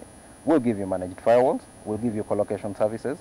You notice that one of the big hits in business now is energy, and rather environment. Now, you notice that these servers emit a lot of energy. For a small business, in terms of just in my small room. Precisely. Yeah. In terms of energy saving, you can make up to 90% savings on energy and carbon emission. That is being environmental friendly. Yeah. For big businesses, it's anything between 30 to 40% in terms of saving. Now, in terms of cloud computing, it also increases active collaboration. I don't have to own a document all the time. Assuming you and I are working on a document, and we have a colleague down in the United States and Brazil, we can collaborate on that document at any given time without being time bound. We don't have to send emails to and fro. How does that work? That document sits somewhere in the cloud. Literally, just look at it as that. The document sits in a cloud. Internet computing has that small cloud. Yeah. So look at it literally. That document sits in the cloud. We all plug into that cloud, work on a document, regardless of time zones, differences, and everything. So this is what we're enabling. Increased collaboration, security. Statistics show that annually, 800,000 laptops are lost within airports. That is a statistic. So what happens? They are stolen. They are stolen, lost, misplaced. Where does that information end up? That information could end up in the wrong hands, and it could eventually hurt your business. Yes. We are saying as MTN, do not take those risks. Come to us. We'll take care of you. We have the cloud. We have the equipment. We have the right people. We have the right resources. Talk to us. We are emphasizing that businesses should talk to each other. You talked about not having, all these a server at your office. So you guys literally you place the server at MTN, Nyonyi Gardens, and me, I only pay for the bundles? No, I don't know whether you missed the biggest event in town in 2012. Towards the end of 2012. I think it was around September, November, precisely. MTN launched the biggest data center in the region. It sits down at Mutundwe. Right. For our customers out there, we invite you to come and visit the data center if you haven't visited. It is the biggest data center in the region. With backup power, we have generators, backup batteries. It has the best cooling system in the region. It has the biggest space in the region. It is bomb-proof. The concrete layer of that data center cannot be hit by whatever amount of explosion you're talking about. maybe Harry. So all our things are safe. Everything is safe. So what happens is we give you space into our data center. You can host your servers into our data center. We can give you cloud services into our data center. All you need is a secure VPN or internet bandwidth connecting to your business, and business will be as usual. You'll have security offered to you, security for your information, storage, backup. In terms of disaster recovery, fully taken care of. Businesses do not need to risk the information anymore. Yeah. We are in the new age. Where hard Do drives not are risk getting lost and stolen. Do not risk that. We'll take care of you. And that is what we as MTN are saying. We want to partner with you. We want to see you grow. We want to see you manage your bottom line, you know, and that is exactly what we are doing. Right. So there's cloud, there's cloud, we have co-location, managed firewall, email exchange, we can do that for you, messaging systems, enterprise resource planning, you know. What enterprise resource planning is a collaboration of softwares, right from marketing, procurement, finance, sales management systems, you know. Many times you need to track what are my salespeople doing, who are they meeting, which people have we touched base with, how are we handling our customer Brian. Brian is an enterprise, for example.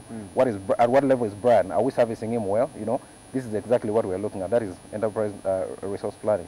And we have all this for our customers.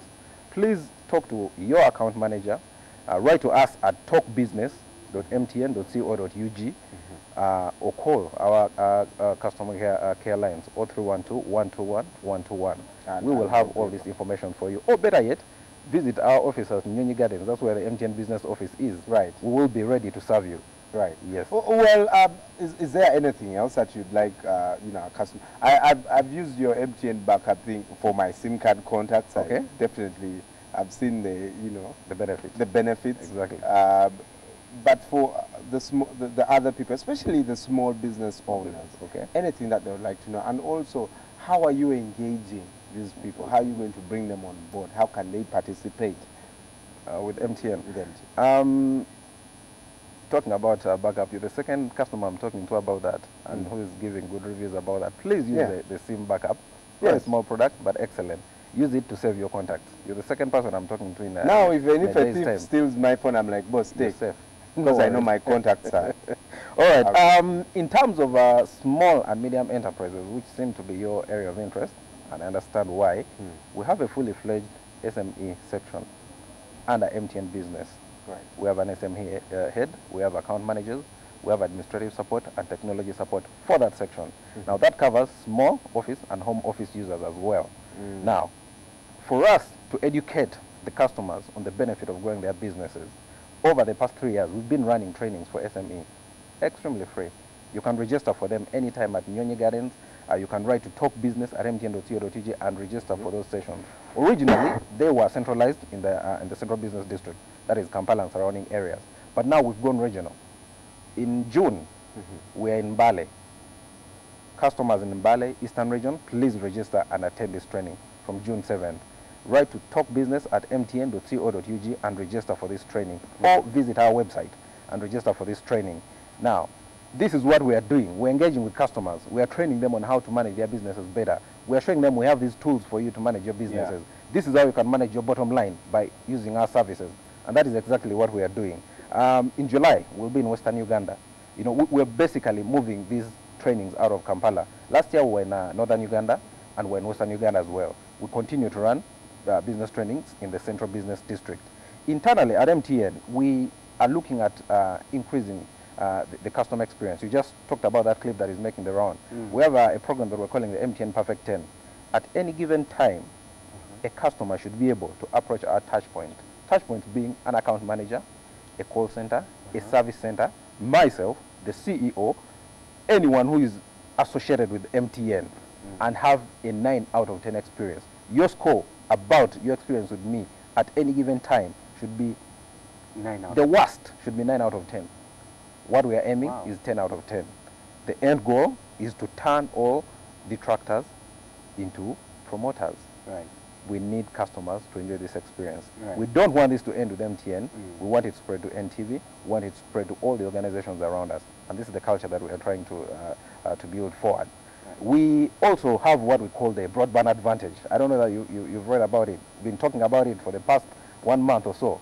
When I hear broadband, I know it's internet. Precisely. All right. Internet. We have the cheapest internet in town. You haven't heard about How it? does that work? No. I use your internet on my mobile. Well, forget the mobile internet. Perfect. Individual use, excellent. For a small and medium business, for a medium business, and for even some large corporations, we have 1 MB for only 1 million Uganda shillings. You won't believe the connection fee that we're giving right now. It's the cheapest connection fee in town. That is 250,000 Uganda shillings only. You enjoy yourself internet 24/7, 365. Talking about internet, we, as you may be aware, we have the biggest true geographical redundancy. In terms of local fiber kilometers covered, local fiber is, we have over 3,200 kilometers of local fiber covered. That is unbelievable. Yeah. Just within Africa itself, that is unbelievable, you know, and that's what we have for you. We have 3 sea cables coming from the coast to Uganda, 2 through Kenya, and 1 through Tanzania via Rwanda, which means at any given time, your internet will be on. We do not expect you to lose service. We do not expect your business to stall. You will be up and running, you know, and that is what we want to give you as a small business, as a big business, as a government agency, as an NGO. That is what we want to give you. Well, your CEO was here a couple of weeks ago and, of course, promising us awesome internet services. Exactly. And the rest of you, if you're not yet with MTN Business, write talk at MTN Business. Talk business. Talk business. At mtn.co.ug. Yeah. And the call line? Call line is 0312 121 121. Perfect. Exactly. Go there and make sure that your businesses save money and, of course, time. There are brilliant products there. Henry Mwaga this morning joining us, Senior Manager, Strategic Partnership, and I hope that MTN will definitely become your next strategic partner in your business. Isma is standing by. Isma, Manchester United seem to be falling even after a new manager. Are we going to see this until the end of the season? The manager is only interim, but I highly doubt that it still matters now for Manchester United. I think their fate this season is already, they are condemned. There's nothing that is going to feel better about wherever they will finish, because they're a team that is used to being champion or not, and now they'll finish 7th after losing to Sunderland. But when we get back, I'll be telling you about how Man City took charge of the title race as Liverpool play later today. They're champions in Italy. Juventus didn't even need to kick a ball to win the league. And then Napoli are champions. There's also an interesting title race in Spain. I thought Atletico had this sewn up, but they were beaten as Madrid drew and Barcelona drew. Who takes it this time? Then there's Floyd Mayweather. There is also champions in Ugandan basketball. So there's a lot of sport coming up. Right. Well, join me, Mabel and Isma, in about 2 minutes for the sports update. Otherwise, go to mtn.co.ug to get more details of how you can be a part of MTN Business. Stay with us.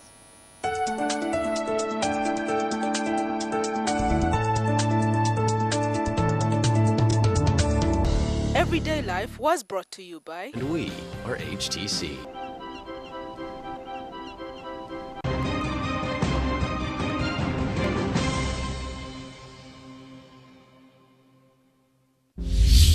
She was molested when she was 6 by someone she trusted. The doctors finally walked into the door.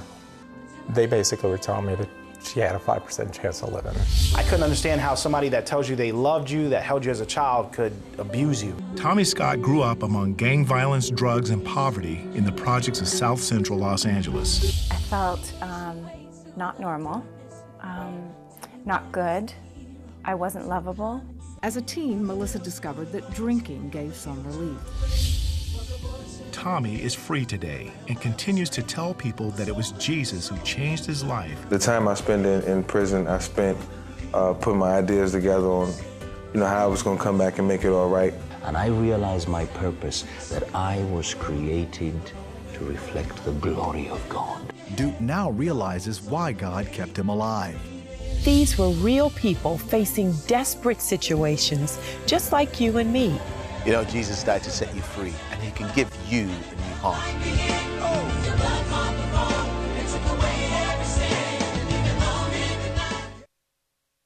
You can bring everybody in parliament as long as they can wake up and vote for the NRM. As long as the voters exercise their rights to elect their leaders, there was no need for term limits in Uganda. I know him. I know how he operates. I know how he thinks. There are ways you can go around these obstacles. Why should I conduct myself as if I am Muyai? It's absolutely true. I admired President Museveni. Is the ICC a first code targeting African leaders? You cannot tell me that the whole trouble Kenya had revolved about only the two individuals. The money is not in the budget of this financial year. You can't beat God. You see, God is polygamous also. Look at Jeremiah chapter 31. The security of this country will largely depend on the contribution that the people make.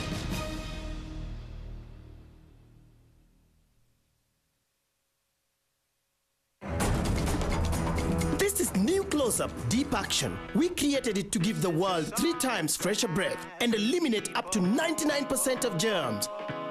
Maybe we went too far. There's an outbreak of freshness.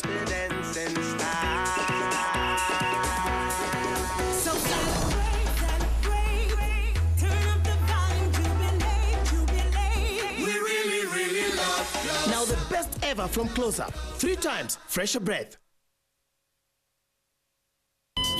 Running out of airtime can happen to anyone. The next time you recharge, simply dial *161# to get going again. On the next episode of Deception. Why would Chris want to bring his mistress into my house? Is he trying to push me away? Inanagemenya noyo. Muleka kalete tukakwate tukakube. Nolwo olubuto luvembe. Ajja muzala tatuuse. You remind me of Oh, Chris! When Oh my you hold God. me like that. Please, you should learn to control yourself. How? You are in control. I give you my power. Close that door. No. No, if this was not meant to happen. Deception.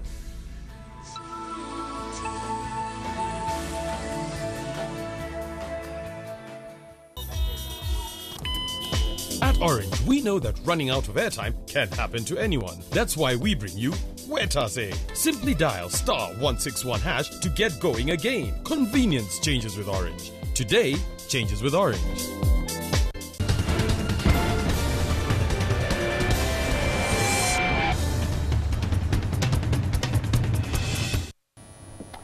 Thank you so much for staying with us up to this time, and we have definitely talked business this morning with Henry Muaga from MTN Business. Head over to mtn.co.ug to get details of that, and more small businesses are definitely saving on time and money. And in a couple of minutes, I'll also mention on how you can be a part of this by winning some great prizes they have, how you can participate. Now, there are also some live tweets on the screen right now. So you can see your tweet, you know, and tell your friends, hey, so they're rolling on your screen right now. And yeah, engage with us on social media at Morning at NTV, on Facebook, Morning at NTV, and you can also follow us individually at MBGold2, at Dakabachigongo, at Medcap. Good morning, guys. Good morning. How's the weekend? Fantastic. Fantastic. Fantastic. Wouldn't have felt any better. Huh? Besides, no, I don't want to be washing my dirty linen in public.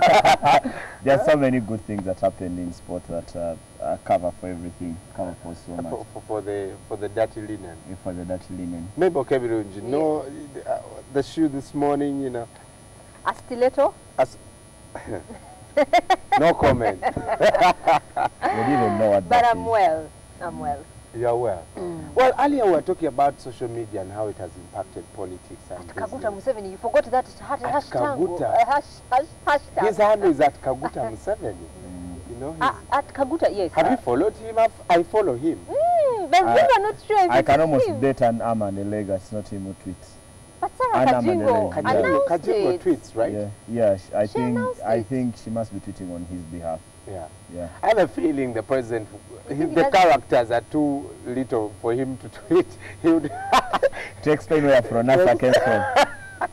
Before 1986, by the end of that statement, the characters would be done. But Sarah Kajingo definitely doing a good job.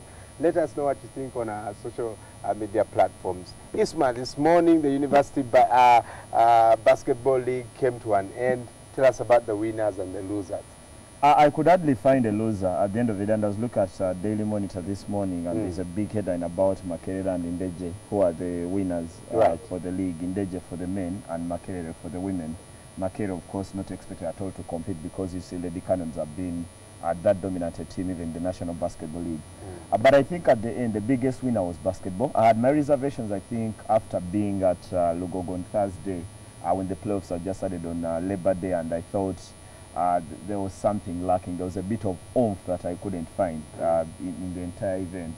But I think by the time it came to Saturday at the end of the event, it was a good product. I think we've got, I think everyone has got to give it a chance. It's only an inaugural tournament because it's the first time that a University Basketball League is being held here, because it's become the trendy thing. There's University Football, there's University Chess, there's University Cricket. And this is a product that has been extremely successful in Kenya. With Zuku University Basketball League. I've watched some of the highlights and the crowds I've seen for the Kenyan basketball. So you hope that for the basketball senior, which this tournament gives a chance to so many players who can't play in the league, because it has an age limit of 24. So there are so many players who can't get into the national league teams after you're done with high school, but you're at university, but you could still play. They get into such teams, and I thought for everyone, from Jono team was the MVP, to everyone who participated, to all the universities that were playing for the first time, IU, Cavendish, St. Lawrence, many of the universities haven't been even participating in sport. It's got to be something that over the past 2 months have taken very many lessons. I hope they can only improve it from here going forward. Right. Well, on to rugby, Victoria in Nakuru. Is it one of those cases where the Ugandan teams just can't seem to compete this season? It's unfortunate that they've now lost 2 in a row. And the more unfortunate thing is that Ugandan teams don't win away from home. And this is across the board. Everything. From football. One of the most painful ones for me has always come in motorsports. On 2 occasions when Just Mangat has had the chance to win the Africa Rally Championship, he failed to finish an event in Tanzania where he was second. And had he scored points, he would have been African champion, I think about 2 years ago. Then last year when he had the chance to win the Africa Rally Championship, he went to Rwanda and threw it away. Now, the rugby teams have been, like the football teams, they have been routine losers, I think, away from home. And the final scoreline represents a game, but even if I didn't watch it, represents a game that was one-way traffic, and one team was defending, that was the Victoria, losing to the strongest team in the Bamboo Rugby Sports, that is in Ndovu, 29-6, barely competitive there. So 2 defeats in a row doesn't look very good, knowing that next weekend, when the other team, Renzori, the Ugandan team, comes into action, they'll also be playing away from home.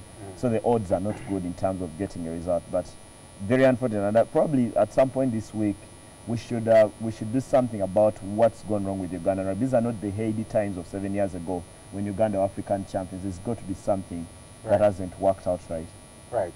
Well, we definitely are dedicated to rugby, and you know, rock and roll is one of the shows that we showcase on this TV. So hopefully it will also help us figure out what's happening. But I like what you said. We are always getting it wrong, not just in rugby.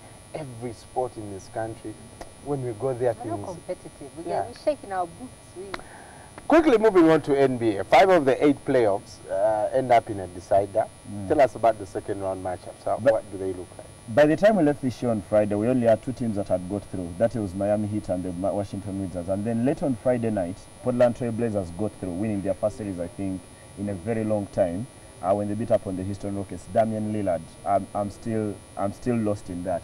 A buzzer-beating shot to win the game when they were down by 2, a 3-pointer to get the Portland Trail Blazers through. But then by the time for Saturday and Sunday, now we have all the matchups for the second round. Miami Heat, of course, the champions against the Brooklyn Nets. That should be one of the most interesting series, especially now that the Nets did beat up on Miami by 4 games to 0 during the regular season. That kind of thing. And then later, last night, the most probably an anticlimax of the Game 7, the Dallas Mavericks sweeping, the Dallas Mavericks being swept by the San Antonio Spurs there.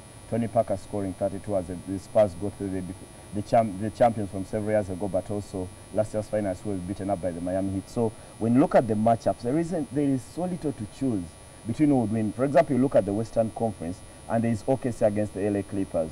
That is going to be a very tough matchup, I think, for AKC, who should be favorites for that. So after all these seven games or all these deciders, over the weekend. Now, we are ever closer. From 16 now, we are down to 8 teams. So probably over the next 2 weeks, then we'll have, from 8 will be 4. And then we'll see where this goes for LeBron James as he looks for that 3-peat. Right. Yeah. Floyd Mayweather was being pushed to the brink, but he won at the end of the day. Are we seeing him lose his shine a little bit? This was probably the toughest fight that Floyd Mayweather has had to fight in a long time. Is he the one who started it all? Yeah, I think it's the toughest fight he's had to fight in the past 8 years. I thought in the first 4-5 rounds, Mayweather could have left the boxing and no one would have blamed him. If he had got knocked out, everyone would have thought, Marcos Maidana, what a fight, the Argentine there. I think he left the MGM Grand Arena with a lot of respect from everyone, eventually losing to Mayweather by a majority decision after the 12 rounds. Right. Somehow, I thought that was as competitive a fight as Mayweather will get. But at 37, you don't expect him to do much better than he's already done. So the talk about him losing his shine is going to come up quite a bit, because this is a fight where at the end, Maidana had no respect at all for Mayweather, and he actually said in the interview, we're standing here, both of us are champions, he didn't hurt me, he's not as tough as everyone thought, and you could actually tell from the difference in terms of their faces at the end. Maidana looked as clean as Brian, like he hasn't fought, and Mayweather was bloodied because he has a cut right above his right eye. He was the guy who was bruised, and Maidana had nothing on him. He looked at the pretty boy, and Mayweather wasn't the pretty boy. Well, he's always the pretty boy, so I guess this time Chamoli Day, like we always say. Well, we have a tweet from Nemo Stars Volleyball Club. Yeah. Wow. That's awesome. And they say it was a shock. Many thought UCU were going for a double. Yeah, I thought, yeah. To lose both of those University Basketball League titles must be tragedy for UCU. I think it was a travesty. I couldn't have given them a chance in hell not to win either. But to go and lose both was very, very disappointing. Very disappointing. Yeah. Well, Man United lost. Ryan Giggs is wondering, what? Arsenal won. Chelsea drew. Well, what's happening right now? First of all, an irrelevant game for the Arsenal, because by the time they walked onto the pitch, they had already finished fourth. Manchester City had done the business by going top and beating up on Everton, which confirmed that Arsenal will finish fourth. Yes. So Arsenal had 1 game left in the season, which is that May 17th FA Cup final against Hull City. And actually the performance in the first half represented a team that knew they had nothing to play. It was like a training session. Probably everyone on that pitch of Arsenal players just couldn't wait to get their wife and son or daughter to come and walk around. You know, the last game of the season, the tradition in England, all players come out with their families.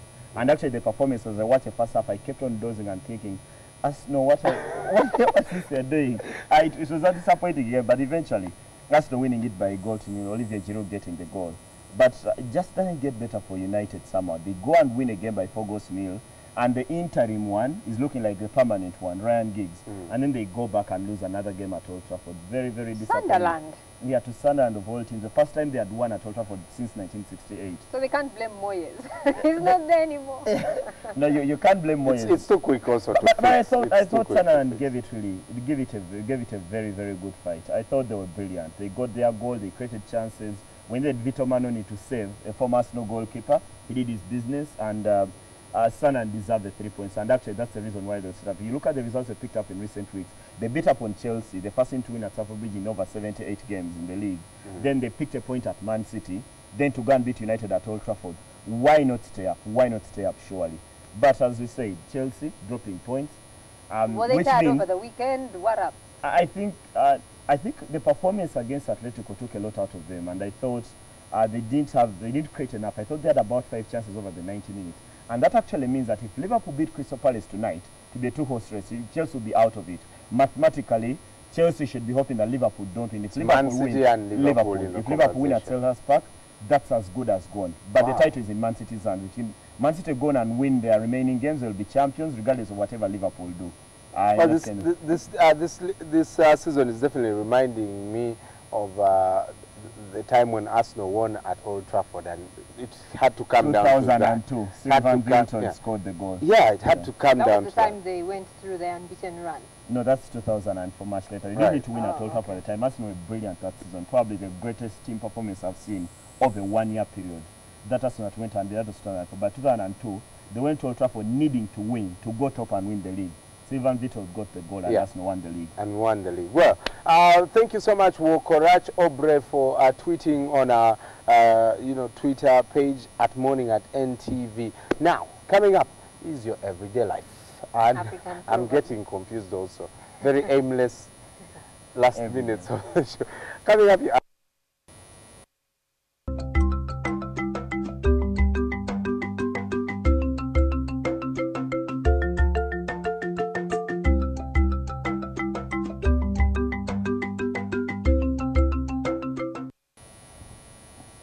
it takes a whole village to raise a child. Mary Musimenta sending this one. Just a couple of your comments. Oleke Monica Hope saying it takes a few people to raise a child, but the whole village claim to have supported the child. Not claim. Is that true? Yeah, that's true. Like when people are getting married, you have all these people standing up to say, "Oh, this is our daughter. This is what." They've never done anything. But maybe they have. They have helped your parents, grown up but in town, you do not know. You're not aware. No. Do you know the people that help your parents? If they help my parents, wherever you've grown up in town, if it's where you say, that town becomes a village in this. Yes, in this particular context. I grew up from Makere in the flats, and by then it was every man for himself and God for us. So you can't tell me when I'm getting married that you have all these people coming. I can tell you that I don't know. Up to now, I don't know some of the my mom's friends that came to my wedding. But they must have helped her. Raise me. I don't need to know them. But they helped her. I think they're just friends. Well, for example, there are things you can't take. At graduation ceremonies, there's that kind of celebration. Everyone has contributed towards the education. I don't have to contribute probably morally directly to you. But like Brand said, one of the things you undervalue is friendship. By just someone being your mom's friend or your dad's friend and having a conversation could be the thing that makes the family more stable. Right. Yeah, and never undervalue friendship, neighbor. Elsimo are saying it means we all have the responsibility to raise a child, whether yours or anyone else's. I guess that brings the debate of whether we should return to the traditional system of some dude who you find at Nakumat because you've run away from him. Asks you, why are you here? Because then you can be sued for disciplining your child, that's not yours. But this African proverb definitely makes sense. It takes a whole village to raise a child. If you want your proverb to be profiled on this show, help us. Tweet it or Facebook it, and we'll definitely do that. Thank you so much, Mary Musimenta. And I want to say a very good shout out to, big shout out to all the guys at the NTV studios at the International Conference Center. Peter here, camera guy, doing his thing. Bambi Tito, he walks in the rain. Rose and the baddest Ruyonga also there, and Doreen on the soundboard. I want to say thank you. Have a fantastic week, and hasta la vista as usual, baby. You're watching Morning at NTV with Simon Kasiate, Nebo Kebirunji and Brian Molondo.